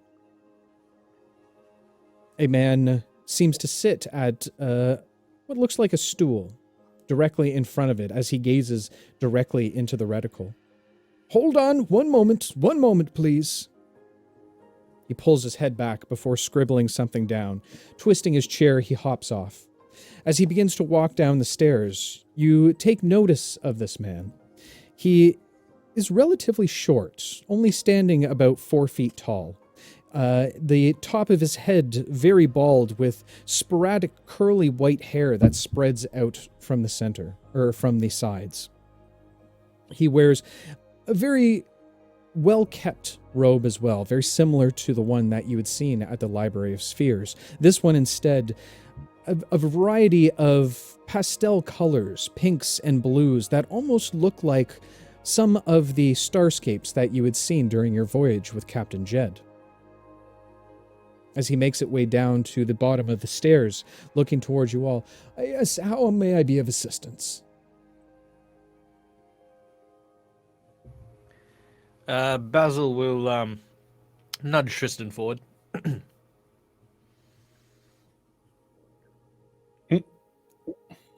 Go on, this is your idea. It's you. Cat got your tongues. Yes. What exactly are you doing here? What can I do for you? We were just coming from the Mage Guild. We had a few questions about plane walking and how to know where one would plane walk from one point to the other. And they said that you guys have been studying star maps for the longest time, and if we should be asking anybody, we should come to this place. So we were hoping maybe you could assist us in understanding a bit more about going from plane to plane, or where to go from one plane to the other. Well, plane walking isn't really part of my purview. That's more in the magical realm, if you will. Most plane walkers themselves are casters of some kind who have learned the rituals and spells needed in order to transport themselves from one place to another. Now, if you're looking for the stars for answers, I'm assuming you're speaking about the starscapes. The starscapes are plentiful in our night skies. Now, in terms of accuracy, though, you're not able to find it going from one to the other. We don't typically map out where the outcome of the starscapes are. However, we are very well aware of where each of them are in the night sky. Now, if there's a way to do so, there's rumors, per se, of objects of immense power, artifacts, if you will, that might be able to attune you to the correct place before entering into the starscape. Like a compass, I'm guessing, of sorts, that would allow you to travel to the one you want to go to instead of randomly going. A compass guides your way. This would be more in line with almost a musical instrument to help you attune to wherever this starscape leads to. Some say that you can actually change the final destination if you attune it to the right place. Is there a description of that instrument? Or any idea on what it looks like? Don't tell me it's a triangle, please don't. A triangle? Why would it be? Anyway, not of importance. Well, I can tell you one thing, and mind you, it is just a rumor, per se.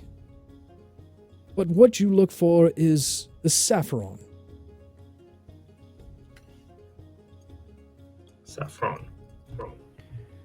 The saffron. We don't want to be going around looking for saffron. That's a different thing. Yes, the saffron. It is said that there's only few that have ever been created. No one is exactly sure what they look like. However, again, purely hearsay and rumors, but some believe that one is in possession at Starhaven, within Prince Andrew's collection.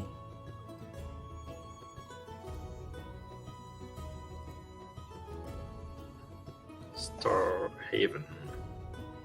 Yes, Pardon us. The palace. We're new to the city. The palace. Yes. All right. Well, of course, where a prince might reside. All right. Okay, very interesting. Have you ever seen that the saffron in action? Hasn't been used before, or? No. My days of traveling the stars are far behind me at this point. Usually I hire captains to do the charting for me. There's been a few who have disappeared in some of their expeditions, rumored to have gone through one of these starscapes. But myself, I've never traveled through one, just out of, pure fear. There's some places you might want to travel to, such as the material plane, while others would take you directly to the abyss itself. Gamble, I guess. Interesting. Unless you can find one of these saffron devices. Your luck is with the gods. Were we to find these saffron devices, and find ourselves en route to the material plane, which is our destination, would you be adverse in financing perhaps an expedition? Yourself, of course, included. We have many ways and means of ensuring a safe and comfortable travel. Having traveled from the material plane here ourselves, in fact. Well, I myself, my days of adventuring is long past me. I only chart the stars that you see in the night sky now, as opposed to what lies beyond them.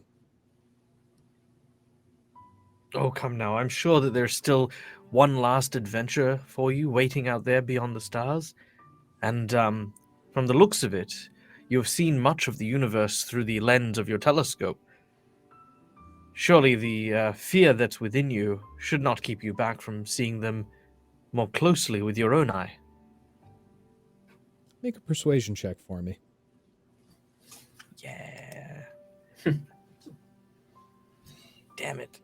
Temptation die, if you want. You do have, yes, you do have a temptation dice. All right, that's a 17 currently. It has been a while since I've stretched my legs.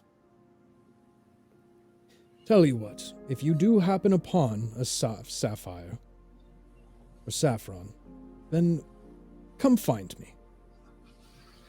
Allow me time to think. And of course, if you ever find yourself out into the stars, and you happen to map some of it, I'd be happy to pay for some of these mappings. Like I said, there are many individuals that come here as freelancers that are happy to offer their intelligence and collected knowledge to me. In fact, he is one of them right now, as you hear the door begin to creak open. You hear a voice, one which you've heard before. Aldemar, I come bearing good news to you as always. I've been able to chart some of the uncharted map. Oh, guests, I see. Turning around, you now come face to face once again with a villainous captain known as Marcus.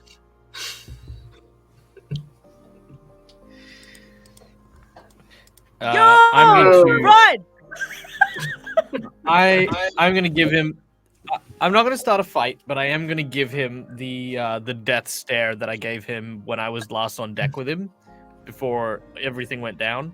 Like, kind of like that moment of him walking in and like, oh, there's guests, and then turning to face him. I want to try and intimidate him. Okay. Go ahead and give me an intimidation check.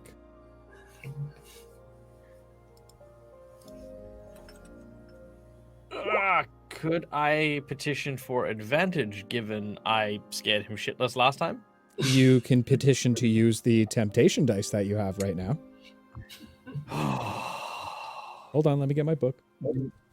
I feel like we'll need it for later, so Okay. I will just grr. Ooh, spooky. Go ahead and roll an additional d6. All right.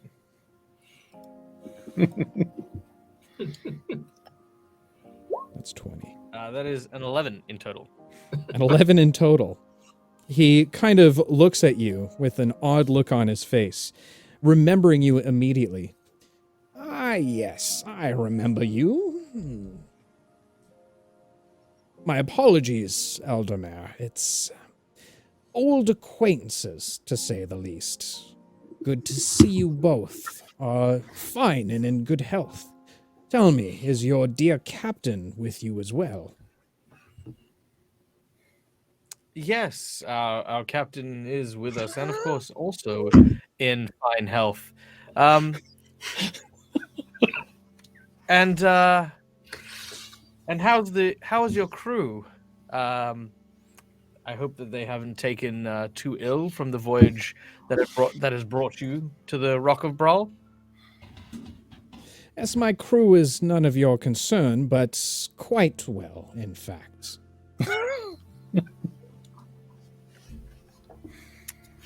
That is good to hear. Hard to find good help these days. Isn't it? Well, our business here is concluded, but be sure to stop by and see the sights. I hear the market square is beautiful this time of night. And yes. I will... I'll surreptitiously kind of try to walk past him, bidding a bowing farewell to damn it, I forgot his name. Elmander? Elmander. Elmander. Okay. Elmander. Go ahead and make a dexterity saving throw for me. Dexterity saving throw! Yo! Oh, damn you. That was an 8. That was a 10, sorry, total. An 8. As Rolled up 20. the two of you continue your battle of wits. The two of Tristan and Basil begin to make their way outside of the observatory. However, just as you're making your way past Marcus, you get caught up in a bit of a competition of both of you going one way and the other, and you continually step in front of one another. I'm sorry. Of course, yeah, you're right. You're left. Fine. Yes. Finally brushing past you, exit the observatory.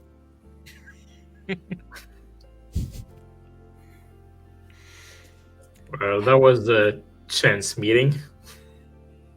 Yes. And if he's here, I suppose his goons are as well. Yeah. We should probably hurry back to the others. Yeah, let's not Make sure they linger. don't eat anything. And as we make our way back, I just want to check to make sure that we're not followed or anything like that. Sure. Go ahead and make a perception check for me. Or, perception check is fine. That's 2. Totally in the clear. We're safe. Nothing whatsoever. You have never felt more comfortable in your entire life. I start whistling on the way back.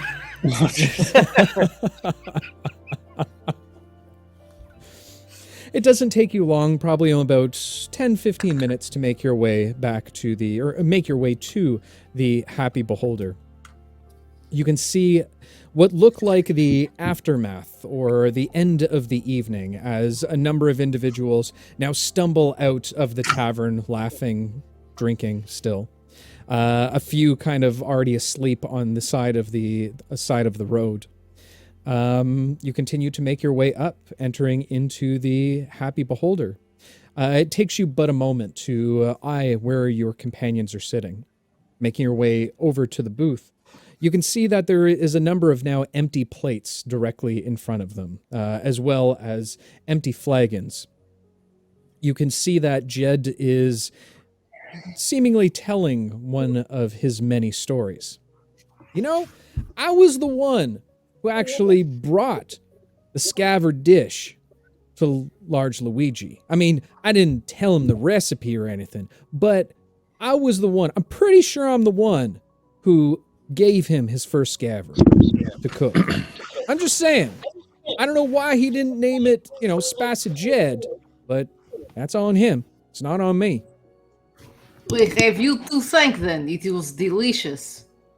I thought you'd like it. You're very welcome, Oksana. She'll cheers him. He cheers as you Too back hard. as he spills his drink all over himself. Be careful. Oh, whoa, hey! It's Basil and Bandage Guy. Basil. Bandage guy. Hello. So? Come join us. You got a strange look on your face. You've been gone for what? A couple hours, maybe? I don't know. Time works a little strange around this place. Have a seat. You want a drink? Luigi, can I get something from my friends over here? Yes, no, nothing for me, thank you. In fact, we should probably take a little bit of care with our food and beverage. We ran into a familiar face on route back here. Was it Gary? No. Oh. I think we definitely noticed Gary, but no. Captain Marcus is here on the island. Oh, really? All right. Mm-hmm. Yes. We had a run-in with him as we were. We actually found out a lot of information. Firstly, we found out at the library a little bit of information regarding the void bees, or no, the void pyres. Sorry, void bees are different. They eat void brains. The void pyres, they do not like gold. They do not like light, and they recess themselves in the kind of darkened and void-like spaces, of which we have a map to the catacombs that reside underneath the city, where they had built up and dug into the rock in order to use building materials for the city. We have the map anyway. Excellent. I seem to remember it was mines and caverns, not catacombs. Yes. Well, Same difference? Mines, caverns. Okay. This map will be very helpful. Yes, I figured it was kind of like the built upon stuff that was yes. Anyway, then Tristan came up with the rather brilliant line of questioning surrounding our passage home, and we found some information regarding two potential methods. One, of course, being the aid of a planeswalker, and the other through these strange star anomalies that will apparently connect from the astral plane back to, well, a variety of different planes. The trouble is trying to navigate the correct one, and for that, there is a device known as the Saffron, which can be used to potentially map these places out, of which that is where we found our Marcus. He was in the stargazers or star mappers laboratory, observatory, when we arrived. Well, when we arrived first, but then they came back, and then he showed up, and then we had an exchange, a battle of wits, where I think I won. I'm going to keep rambling, but This is a lot of information. Yes. Thank you, Basil. Basil, you already I'm always impressed- have so much to say. Yes. Yeah. You're Yes. smart. Yes. I am impressed that you are not re-kidnapped. Excellent. Good job. So he just, yeah. So Marcus is just around here, and he just let you go, didn't say anything. Well, we think that he was working with the Star Mapper as a potential hirer, so any attack that he would have made in front of them would have made them lose face. I used that to our advantage to, we used it to our advantage to beat a hasty retreat. We should find him and kill him. Well, Please don't spill your ale. it's quite wasteful. We just literally escaped him with barely any health. We almost all died. Yes, but it was him and some others. If we can get him alone, in the corner, just us and him, no problem. Oh my gosh. Weren't we here to protect people? I feel like we're marginally. No. Of course, we go on and Well, assassinate. I mean, if you take we are Marcus here out of to- the equation, he's the one responsible for grabbing people, so therefore you are protecting people that he could potentially be taking. He works for Ajax. I would like to take him out. Well, that's true. Though there are potentially other ways to potentially stop him without necessarily engaging in murder, as it were. For example, his ship, I imagine, will be docked somewhere, relatively unguarded, and it'd be a terrible shame if it floated randomly out to sea. Hmm? Hey, do you think he has gold? What do you think if I'm assuming what he if would. what if we trick him and use him as bait for void pyres? But But the void he does pyre is seem like capable. Void fighters go for a week. But they like gold. If he has gold, I we thought they don't either like- use him as bait or kill him, take gold, and use the gold to, the I void must have pyres. misunderstood. I thought they don't like the gold, so they stay. no, they don't. They Oh. don't like gold. I feel at this Oh point, my god. I feel like Oksana is a particular type of tool that is seeing everything as a nail. I'm not against the idea. I'm not against the idea of killing this man. I just more meant perhaps we should, deal with one potentially lethal threat before we engage a second. Yes. We ain't Or killing. we We don't ain't kill killing him. Marcus. We capture him, We ain't make him killing look weak, Marcus. and use him as bait. Why not? Marcus. Why not kill Marcus? Marcus has his downfalls, but we ain't killing Marcus. I He think was it's just going best. to kill me. He's. And V. You know what? It's fine. It's fine. Y'all decide what you want to do. I gotta talk to the barmaid for a second. I'll be back. And Jed, wait. just gets up and, without saying another word, without looking back, leaves. Oh, he is going to bugger us. So I'm confused. Someone Jed should is a follow good guy. Jed is a very good guy, but he seems to want to protect everybody that seems to do bad here too. I have not noticed. Should I go Well, to follow be fair. Jed? Well, you guys decide which Yes. thing we shall tackle. Okay, goodbye. And V will go up to try and follow Jed. V, as you stand up and begin to walk over towards Jed, you're immediately met with the smiling face of Large Luigi, carrying a few more rounds of ale. All right now, lass, let's calm down for a minute. Jed Him? has his reasons for things, as he puts it down. The glasses down in front of you. I assume Jed hasn't fully explained his relationship with Marcus. No. No. Would you explain it? That would be very helpful for us. Well, I don't mean to put words in another man's mouth. Long story short, Marcus and Ajax and Jed have quite the history with one another. You see, the three of them, in particular, were part of an elite group of soldiers during a time known as the Flayed Conflict. Now, some Githyanki attribute their particular deeds to have been the catalyst that stopped the bloodshed between the Githyanki and the Mind Flayers. Now, what is known a little less than the rest, and something I'm sure Marcus Jed hadn't wished to relay to anyone else after a night of particularly heavy drinking here. During one of the last battles, Ajax and a few of the other unit members were taken captive. And it was the actions of Jed and Marcus that saved them. Now, I don't know exactly what happened that evening, but apparently none of them were actually the same ever since. Jed was labeled as a deserter of the Githyanki army, as he left entirely to sail the seas.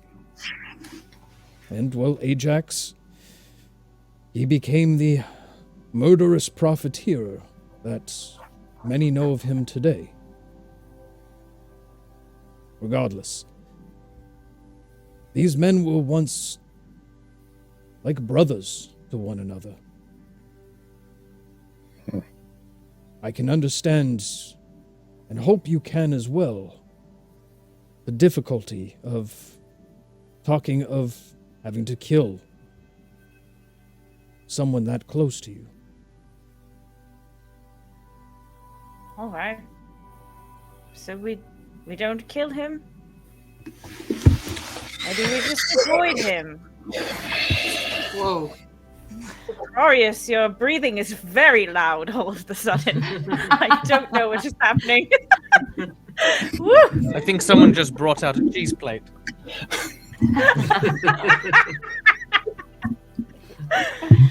I don't know.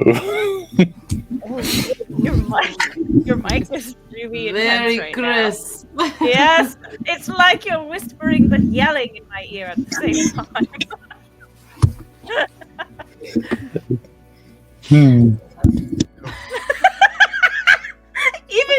Even your humming sounds like it is right in my ear.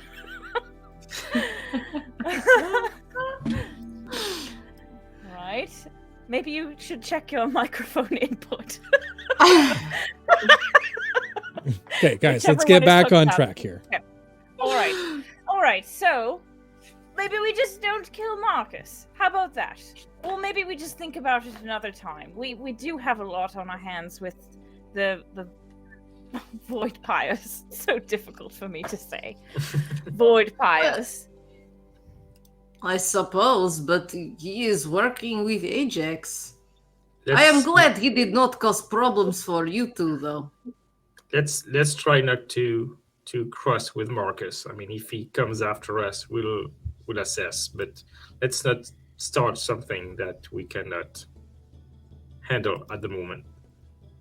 I would say he started it, but whatever. We also- got away with our life. We won that battle. That's the only thing that matters. We won that battle because of Jed, and he's not on our side right now. Made that very clear. For Jed, I will not. I owe Jed a debt. I will not harm Marcus if Jed does not wish me to. Well, like they're said many times over, if life is threatened, not to hold back. But I would ask that you all show a little bit of empathy towards Jed. I'm sure it would be Yes. very difficult for any of you to even Agreed. speak of something like this. All right. So, back to the void pyres. Yes, now we have a map.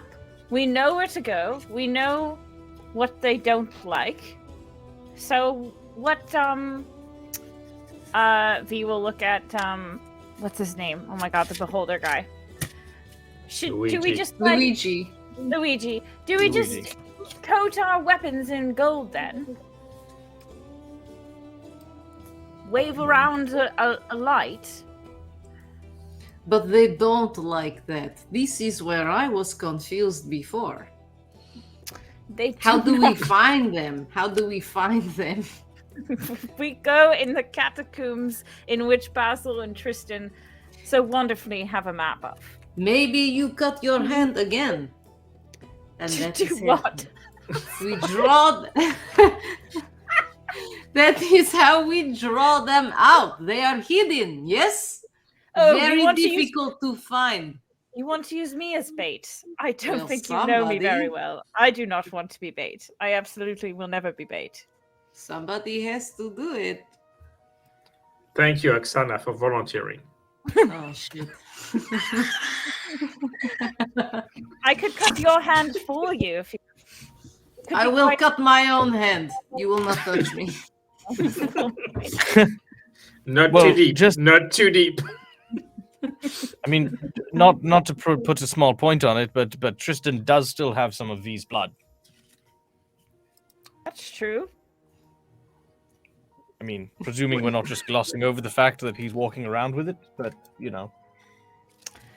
I mean, it is a little weird, but in a way, I kind of enjoy it. It's like he's praising me or worshipping me somehow. Isn't that right, Tristan? What the fuck?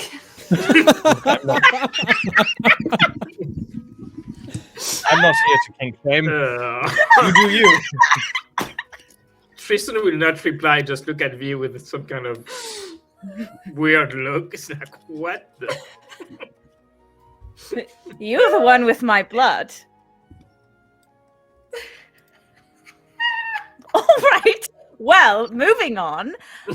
Shall we just secure some weapons, or are we just what should we go? Should we go in now? What time of day is it? Nighttime, I believe. I forget. thought they did not have time here. I thought it's. I don't. They know. don't. They don't Oh, necessarily have night and day per se. However, based on the lack of patrons left in the Happy Beholder, you would assume that it's wind down time. Maybe this is the best time to go when other civilians won't be around. Does anyone feel like they are in need of rest, short or long? Well, I cut my hand. That hurt a lot. That was stupid. But I suppose we could press on. It is just a flesh wound. If everyone else is rested. I feel great. We're well fed. Why not? All right. I mean, no time like the present, they say. Should we tell like Jed that we will not kill his friend? Yes, I believe so. I think he would appreciate that. We should also ask if he would like to come with us, I think. I think perhaps maybe we should give Jed some space. I feel as though Yeah. perhaps this business with Marcus appearing not once but multiple times may put a lot of stress on the man, and he does not strike me as one who deals with that kind of thing easily. If you recall, when we met him, he was on his own on that rather large vessel, and the last thing one person wants to have is a group of individuals who know very, very little about Jed and his circumstance to suddenly lend an ear. If he wants to tell us about his situation, I'm sure that he will, but I don't know. This is just what I read in a book once. Maybe Luigi, you will just pass on a message for us and assure him that we will not be killing Marcus, and we will do as he wishes. We will not actively go after Marcus. I think you don't have to worry about Jed for the evening. As he nods his head over to the stairs, looking over, you now see Marcus climbing the stairs with the lovely barmaiden that had welcomed you earlier. Jed or Marcus is walking up the stairs. Sorry, Jed. I was going to say that. That's right. He is popular guy. Jealous? No. So shall I'm we? just imagining we're just sitting down the bottom going, I think he's going to be okay. Hey, Oksana, listen.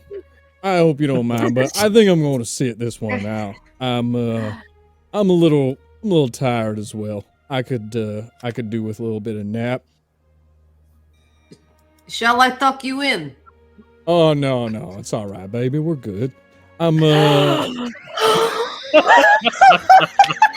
just gonna take Pork. Hey Luigi, you were saying that maybe we could figure something out with the rooms here, right? Well, of course, we'd be happy to offer some rooms to whoever needs one. For a fee, of course. Yeah, big man, don't you worry about that. We'll go figure that out in the morning, all right? Goodbye, Babbitt.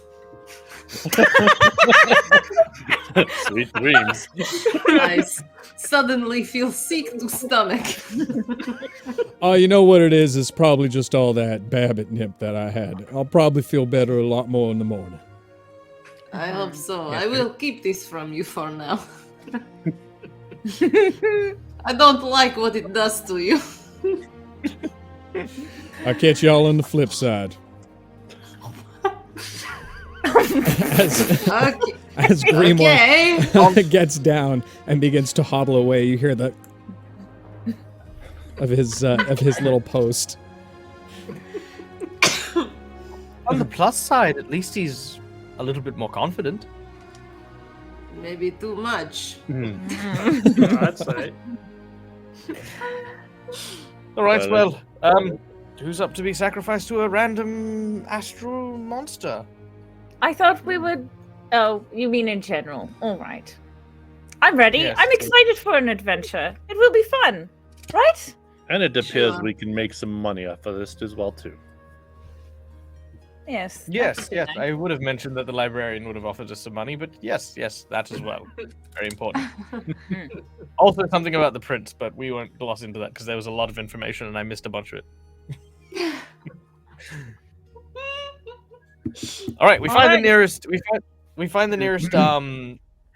I'm gonna call them manholes because that's what I'm imagining that you meant when you said they're like in the streets and they used to bring stuff up. There was like this bit of metal that was over the top of it. I'm just visualizing manhole cover.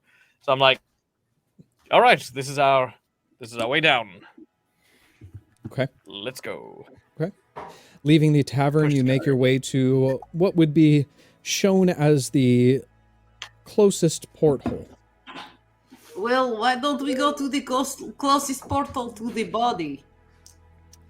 Isn't that where the creature would have fled? That would make probably the most sense, obviously, because that would be the quickest escape route. What do we think? Which one do you want to try? Do you want to go there from here? Might be better. Perhaps we will find clue along the way. If All we right. don't I agree. If we don't go there from here, where are we going from? Well, No, I I imagine mean we we would. go through. Go ahead. Yeah, I was going to say back from the marketplace where the man was attacked. Likely, we might find a trail if we were to go in that one. Mm-hmm. But perhaps we can get to there through the tunnels instead of going out of tunnel. You know what I mean? We stay in tunnel and we head in that direction. I mean, that makes sense. Can I see in here? Is it like super dark? Are we even in the tunnel yet? Oh, my bad. It's like skipping around. Karate chop. Yeah, you Into guys the don't. tunnel. You guys don't need me anymore. It's fine. Yeah, let's keep going. You So, find your sorry, way to the closest tunnel, lifting up what you would consider the, I guess, out of game a manhole. As you begin to make your way down into the darkness of the caverns below, it is incredibly dark down there. So for those of you who don't have dark vision, it would be very difficult to see even roughly 10 feet in front of you. You hear Oksana yell "ow" every once in a while. Oksana here, and V will sort of do a spin, and as she spins, like 4 globes will come out around her, and she'll sort of position them around the party. She casts dancing lights. Okay. Wow. I'm impressed that you're impressed. Thank you, Oksana. This is very pretty. I'm glad you enjoy it. I'll do it She's more a- often for you. She's a little tipsy from the bar. What is the what's the light range on those? It's a great question. Sorry. Are you guys hunting a void pyre drunk? Yep. Tipsy. V is not drunk. Yeah, but Grimoire's high. Oksana's tipsy. He's asleep. Babbitt went Remore's to not bed. here anyway. We went to bed. each light sheds dim light in a 10-foot radius. So I'd make sure that Oksana and I are covered, since we're the two without dark vision, Okay. and then the other 2 would sort of go to the front of the party and behind us. Okay. I have dark vision to 120 feet. Okay. Of course you do. Mm-hmm. He sees through the devil's eyes. That's why. Okay. As you begin to make your way down a twisting, turning tunnel, you travel for roughly about 15 to 20 minutes before you start to hear muffling, almost like voices off in the distance. Continuing forwards, you begin to smell a very pungent smell, musty with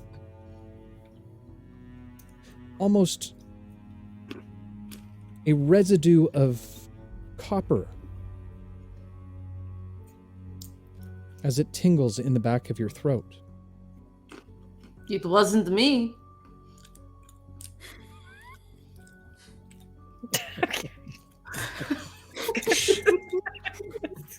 Stay quiet. No. Can we stealth up? Oh, can I stealth up? I mean, I'd probably suggest the others do as well, but... Okay. Go ahead and make a stealth check up. for me, Yeah, Basil.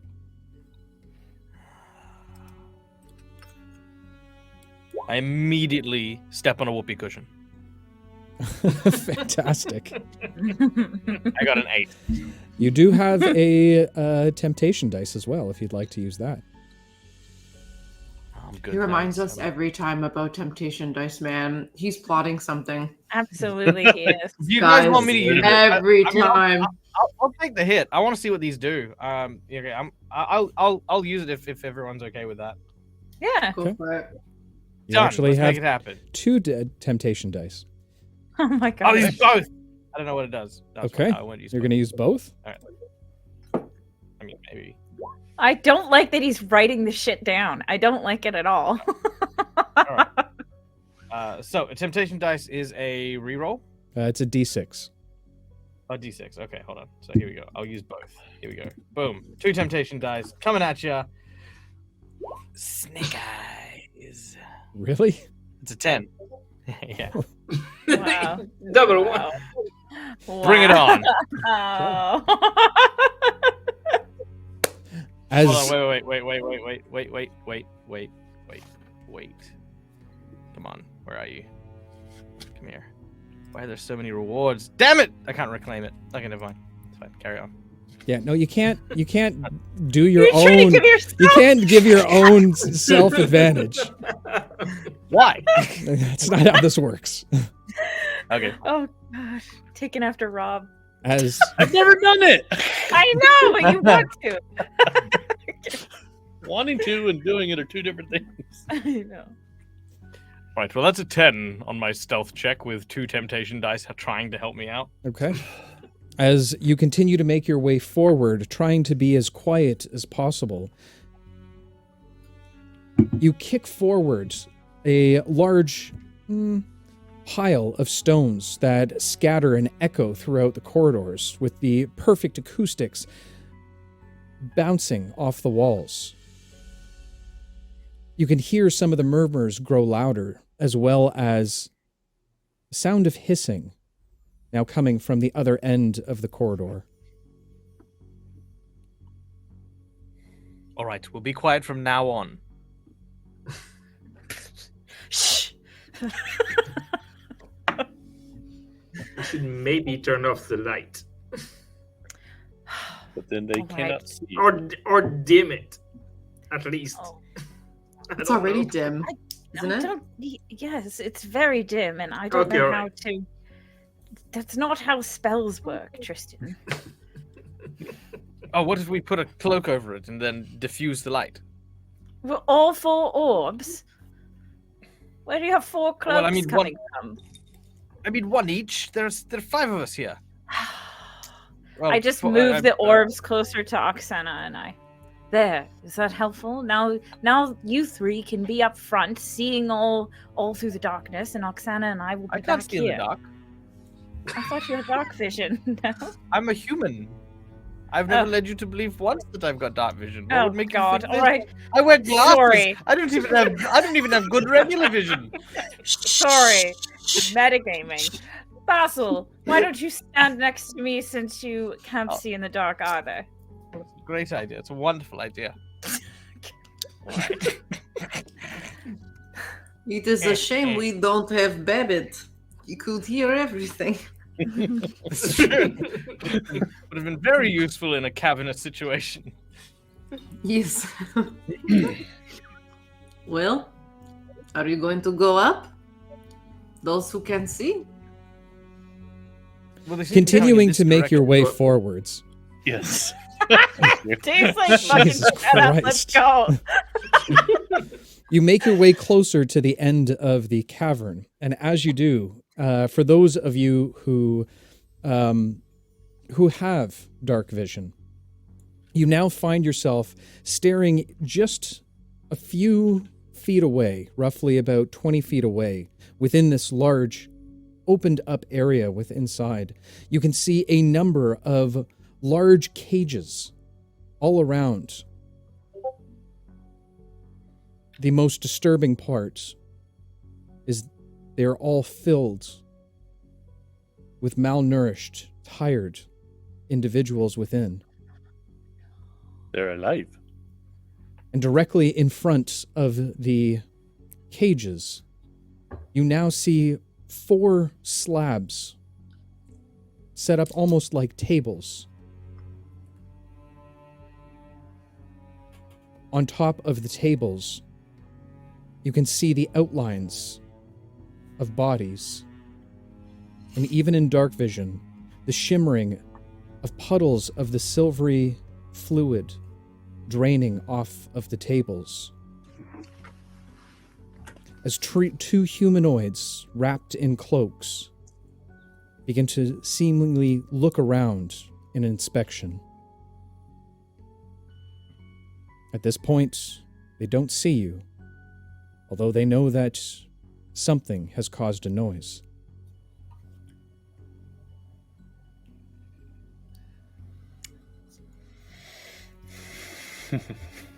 So, just a question: are we at the same level as them, or like Yes. above?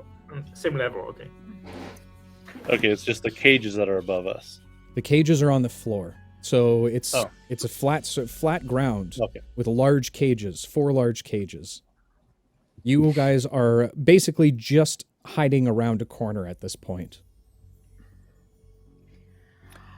There are 2 around the corner. Shall I? I think I should turn my lights out.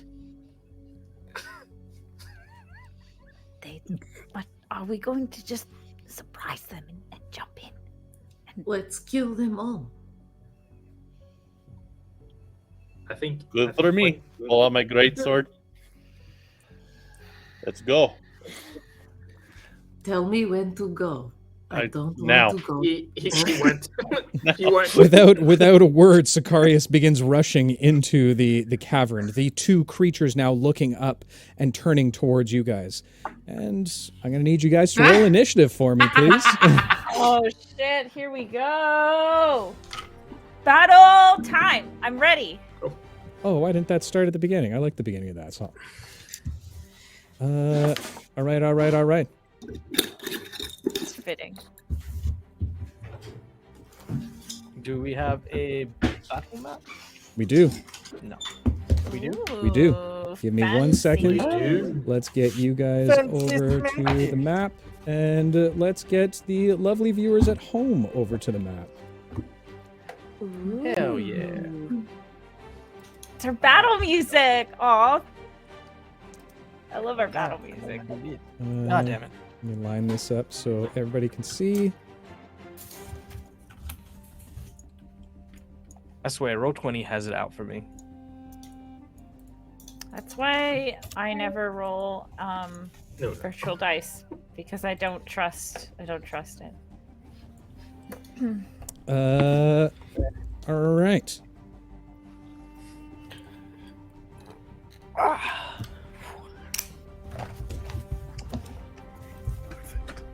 So let's get some initiatives. Shall we? Sicarius, you're up first. 13. 13. Oksana, 18. 18. Okay. V, Mm-hmm. 8. 8. Tristan, 11. 11. And Basil, I have yours already. Yep. Yep. Okay, as Sicarius dashes in, and you guys can go ahead and move your tokens to wherever you think you would be at this point. All right. Probably I'd be near the... Oh, where did we enter from? Oh, I see. There we go. I'd probably be over here. Okay. I think I would be behind Sicarius because he moved first. Okay. All right. As you dash in,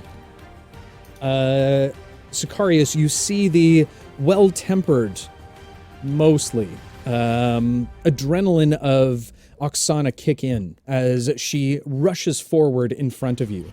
Oksana, you're up first. What would you like to do? Sicarius, you're on deck. I will move up to this creature over here. Oksana will rage. Okay. With my bonus action, and then she's gonna raise her hand axe up and then just try to come down right on the head of the creature, completely forgetting anything about gold or light. Okay, fair enough. Go ahead and roll your attack at disadvantage, as you are fighting in the dark at this point. Anyone who without dark vision, you will be rolling at disadvantage for direct attacks. Both were 10 to hit. Okay. Swinging forward, the creature is just far too nimble and quick as it dodges out of the way of your axes. It begins to hiss towards you. Is there anything else you'd like to do on your turn? Spit at it. Okay, fair enough. Spitters can't be quitters. Sicarius, you're up. Tristan, you're on deck. Okay, as I run... Where's the map out of here? I will just take one more step forward. I'll grab a hold of my necklace. See if you guys like this. May we have light! And I cast light, 20-foot radius of bright light around me. Okay. As the light kind of bursts out in front of you, it lights up the majority of the cavern. The creatures hiss and hide their eyes away from you. And hold on, let me do this quickly. All right, so a minion has also been summoned. So those of you in chat, you can go ahead and vote based on the selections. 1 will take an attack, 2 will help a creature, i.e. giving it advantage, and 3 will actually heal one of the creatures. So just type it into chat, 1, 2, or 3 to vote on what would you like the minion to do next. Sorry, Sicarius, what were you doing? That's my action to cast light, and it covers a 20-foot area of light. Okay. So again, bursting out, the light covers the entire area. Okay, that is going to put Tristan up. V, you're on deck after the void pyres. So I'm going to move here. No, right there. I will move here, and I will summon my thighs, and I will take a hit at the creature in front of Sicarius. Okay. It kind of lurches on top of the table and begins hissing at you directly. Go ahead and make an attack roll for me. Oh. That's 24 to hit. 24 absolutely hits as the scythe blade strikes down through the creature. Again, the blackish smoke almost coming off of it pierces through the creature directly. Go ahead and roll some damage for me. That's 12 points of damage. 12 points. Whew. Okay. The creature kind of wilts down a little bit as it loses its kind of footing on the actual stone tablet. Is there anything else you'd like to do on your turn, Tristan? No, that's it. Okay. With that, the creature is going to lunge directly towards you. Actually, it's going to try and lunge directly on top of you. Doop-a-doop-a-doo. And it has disadvantage on its attacks right now. Is a 12 going to hit? 12 hits. Okay. The creature jumping on top of you, slashing towards you with its almost talon-like hands. It catches you directly in the chest. You take 4 points of slashing damage. And I need you to go ahead and make a...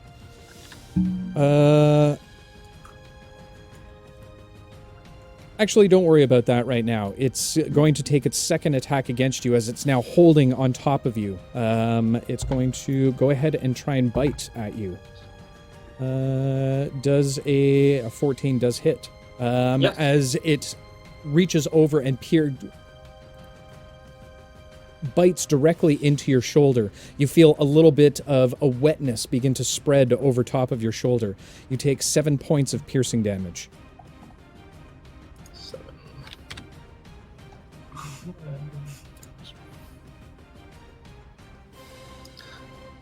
I will use my reaction. Okay. I don't even know how that works. I would use Helix Rebukes. Is it when I get hit?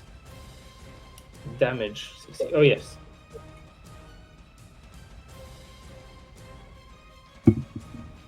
And you need to do a dexterity saving throw. I'm sorry, I don't know how the spell works. Yeah, you need to do a dexterity saving throw. Dex saving throw. I can do that. That is going to be a 17.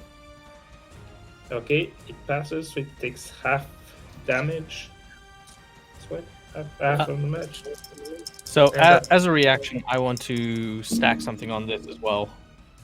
Okay. So So it's what is your? I was gonna say, what does Tristan's hellish rebuke look like? I have no idea. I don't know what that is. Point finger. So I guess there's black flames going on top of the creature. Okay. Sorry. Yeah. So, sorry. okay, so as the black flames fire out from Tristan to hit the vampire, I am going to use voidpire. Sorry, I'm going to use my plot twist, and I can rack a creature with psychic pain when someone within my line of sight has been hurt as a reaction, dealing 2d4 psychic damage to the attacker, which I'm going to form like kind of as the fire is sort of lashing out. Instead of just like a streak of fire, it sort of takes like a more like a black wolf kind of shape, and just sort of becomes larger and more menacing.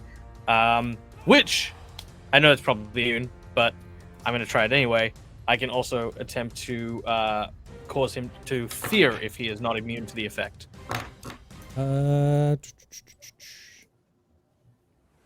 Yes, they are immune to being fear. Immune to fear. Yeah, cool. So that is an extra 6 damage on top of Tristan's hellish. So mine is 15, so half of that of fire damage. Okay. As the creature digs into you, the flames burst out from the center of your chest. They whirl around, becoming this strange wolf-like creature that now envelops the voidpire directly in its jaws as it clamps down. You watch as black flames burst over top of the creature as it grabs onto his head and begins to squeal in pain. Is there anything else you'd like to do on your turn, Tristan? Oh no, this is their turn. Yeah, no, I'm good.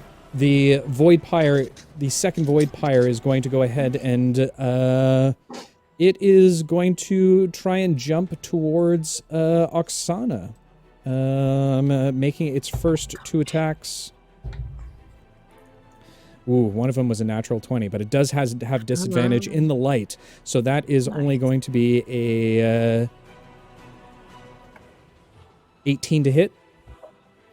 Yes. Okay, I need you to go ahead and make a athletics check or acrobatics check for me. That is going to be 19. Okay, that is definitely going to beat my natural 1. As the creature grabs onto you, trying to grapple and hold onto you, with your rage bursting at the seams, you're able to just flex the entire creature off of you as it gets pushed back by a few feet. It begins to scowl towards you as well. That's going to end their turn. V, you're up. Basil, you're on deck. All right.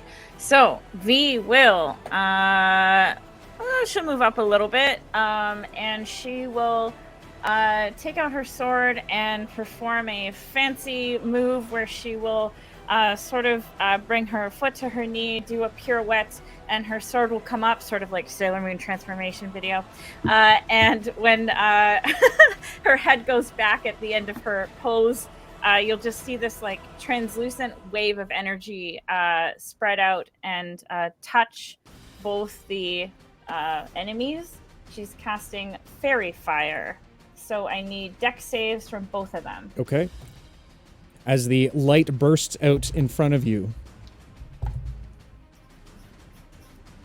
the creature that's facing against Oksana gets a blast of even further light directly in its face as it now hides its eyes. It's failed its dex save. However, the one that is directly on top of Tristan, the light doesn't seem to pass through the stone tablet in front of it very well. It passed its dex save on that one. All right, so the one that failed, basically it is shedding a dim, let's say, glittering light, and any attack rolls made against that creature has advantage, as long as we can still see it, and that creature can't be invisible. Okay, perfect. Is there anything else you'd like to do on your turn, V? Yes. Okay. I've been waiting for Basil, you're this on deck, moment. by the way. Yep. Bonus action. Inspiration. Oh no. V will Don't do it. I'm going to. Don't do it. V will take the stance. She'll sort of widen her stance and she'll look down a little bit and say, Oksana, is your dad a baker? Because your buns, you have incredible buns. Jesus Christ. Can I flex my butt? Go ahead and make a performance check for me. I flex my cheeks. Performance check? Yep. Okay, let's see. 15. 15. As Oksana looks back towards you, V, giving a little bit of a wink, you can see the glutes now squeezing together, almost looking like a marble statue made of a Greek goddess directly in front of you. The light shimmers off of it like a classic butt in the moonlight scene. Oksana, you now have bardic inspiration. That's a D6. 1d6 on whenever roll you want. To end her turn, V will just whisper to herself, perfection. Gross. All right, Basil, you're up. What would you like to do? First of all, I pick my jaw up off the floor. Basil's in the back watching everything from the front. I'm sure he is. They don't teach you about this in homeschool, do they? They do not. All right. I'm going to read out a cautionary tale. It is going to be the tale of Icarus. It is the same story as Icarus, except he did not go on a diet before jumping off a cliff. He did not make it very high at all. It was not the sun that melted the wax wings. He was just a chunky boy who landed in the ocean because he jumped off a cliff. Very good. Very good. Cautionary tale. It doesn't kill you to eat a salad. Jesus Christ. It wasn't a great story. That's No, an 8 wasn't. on my to hit. So, Which one are you aiming at? Well, I mean, either way, the tale cannot be heard from the combat surrounding the creatures. They hear murmurs of it, however, not enough.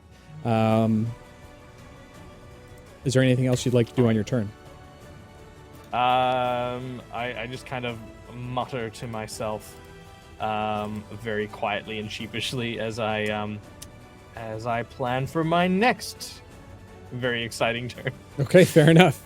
Bringing it back to the top of the round, you see from the commotion a single bat begins to swing down from the ceiling. As it begins to wrap itself around, you see a little bit of almost void of light black specks now flying off of it, wrapping around the creature directly in front of Oksana. The creature seems to be a little bit more invigorated by all of this. And that is going to take us back to the top of the round. Glutes McGee, you're up. Glutes McGee. I am going to reckless attack. Okay. No? Okay. So that, oh, I forgot I wasn't at disadvantage anymore. Okay, well, I get advantage. You also get anyway. advantage because of the fairy fire. Oh, okay. That is going to be a 19 to hit. A 19 absolutely hits. Go ahead and describe your attack for us. She pulls back her axe and yelling, she's going to basically try to chop its head off. Okay. I'm going to try to hit twice. Okay. First So are swing both at towards the... advantage? I believe one of them is at Okay. advantage. Okay, so we'll just say this one. The Okay. first one. Go ahead. Go ahead and make an attack roll for me.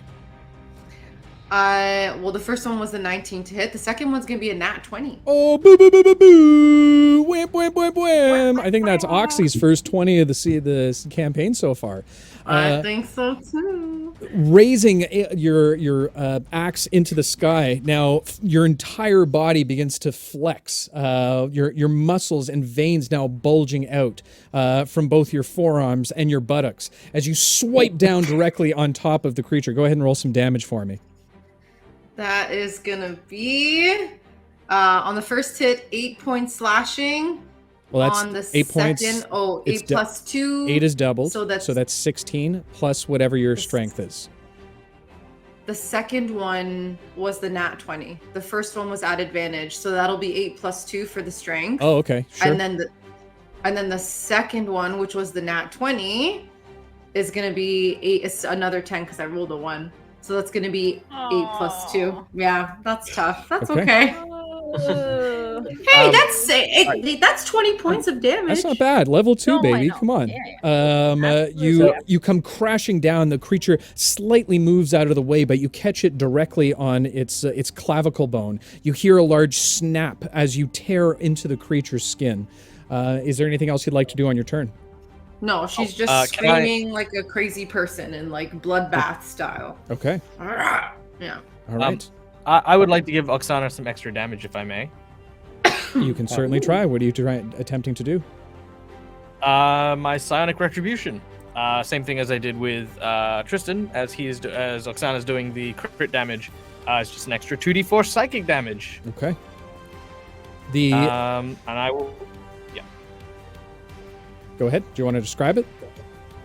Oh, I was gonna say. So as Oksana hits that stride with the axe, it sort of grows larger and seems to have like these kind of black wriggly tendrils that sort of, as it cuts into the neck, sort of reach out, grab the other side of the neck of the vampire and try to just push just that little deeper into the neck.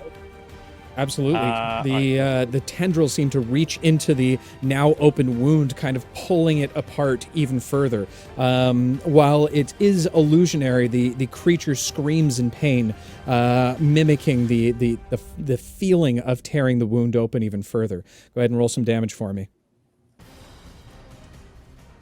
All right. Let's do this thing. That is 2d4, which is 2d4 plus 3. Nice. That is 10 extra damage. Very nice. Very nice. The creature is looking very tarnished at this point, as part of its body now hangs off to the side.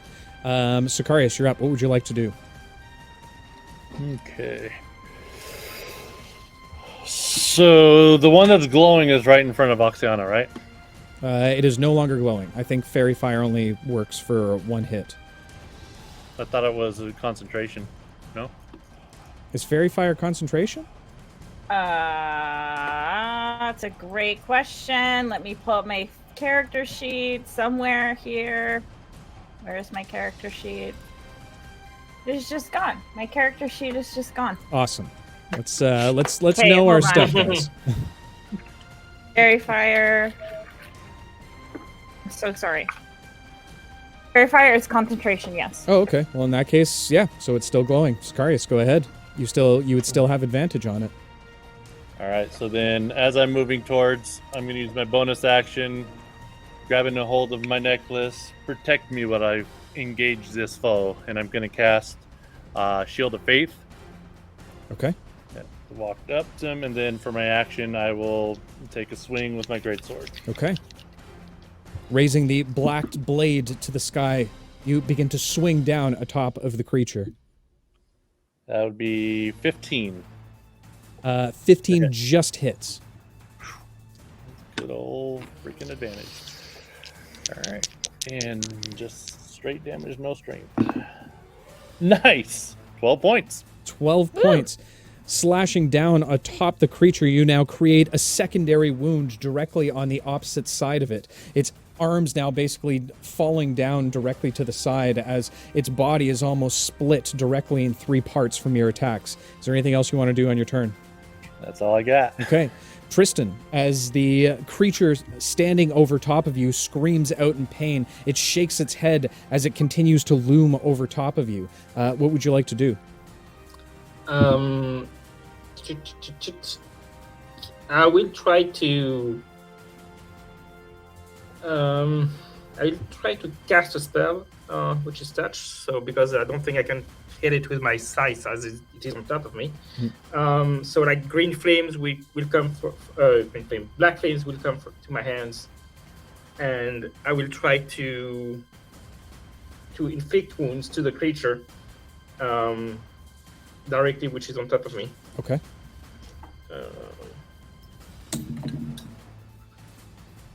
That's a 15 to hit. 15 absolutely hits.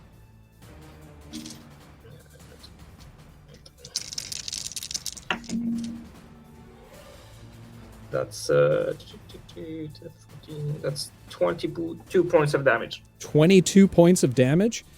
As you reach up towards the creature, grabbing onto its neck, the black flames now pulling off of your hand and directly around the throat of the creature. It pulls back as it continues to be strangled by these black flames. It screams out in pain as it opens its jaw wide, black blood now seeping directly from its mouth, cascading down to the floor in front of you. Its squeals and screams are suddenly silenced as it falls backward, dead in its spot. Tristan will fall to his knees and panting. He's very bloodied. Okay. Is there anything else you want to do in your turn, Tristan? That's it. Okay. With the last void pyre still standing, its arms practically useless, it begins to flail wildly towards Sicarius. It does have advantage based on the minion bat. That is going to be a 23 to hit. You take 4 points of slashing damage as it continues to claw forward. Not making any... It is also going to, as it scratches across your chest, it's going to lean forward, its mouth growing much larger than it typically should, almost like a snake unhinging its jaw. It's going to try and clamp down on you with its jaws. Catching your shoulder, it pierces directly into your shoulder. You feel a burning pain as its teeth now sink directly into your shoulder blade. You take another 7 points of damage, of piercing damage from it. What did you roll to hit? Jeez. 7? It was a 19. Right on target. Yep. Damage. All right. That is going to end their turns. V, you are up. What would you like to do? Ooh, V will. Just in case this ends it, she will do a bonus action first. And she will inspire. This time she will cast Bardic Inspiration and inspire Basil. She'll turn around and give him a wink and say, "No wonder it's so dark in here. All the colors in your eyes." Ooh. Oh, I love it. And then V will she'll take out her music box, and you'll just hear this really terrible sort of tune playing from the music box. She will sort of stand in focus, dropping Fairy Fire to cast Dissonant Whispers, and she'll sort of whisper on the wind of this Dissonant Whispers. I would love to insult you, but I'm afraid I won't do as well as nature did. And I need a wisdom saving throw. Sick burn. Wham, wham, wham, wham. Sick burn! That is going to be a 14. Oh, That's a pass. I think it's half damage though. I failed save. Sorry, to half as much damage. Yeah. Okay, so I'm just gonna roll the damage.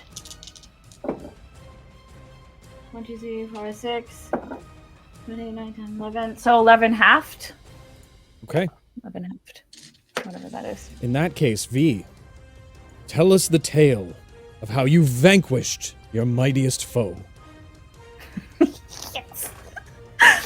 I think as you see, like, you know, these music wavelengths come out from her music box, you just you see basically all these like black veins sort of like come out on this creature's head as it's racked in pain from her sickness. There's no aloe vera around for this burn.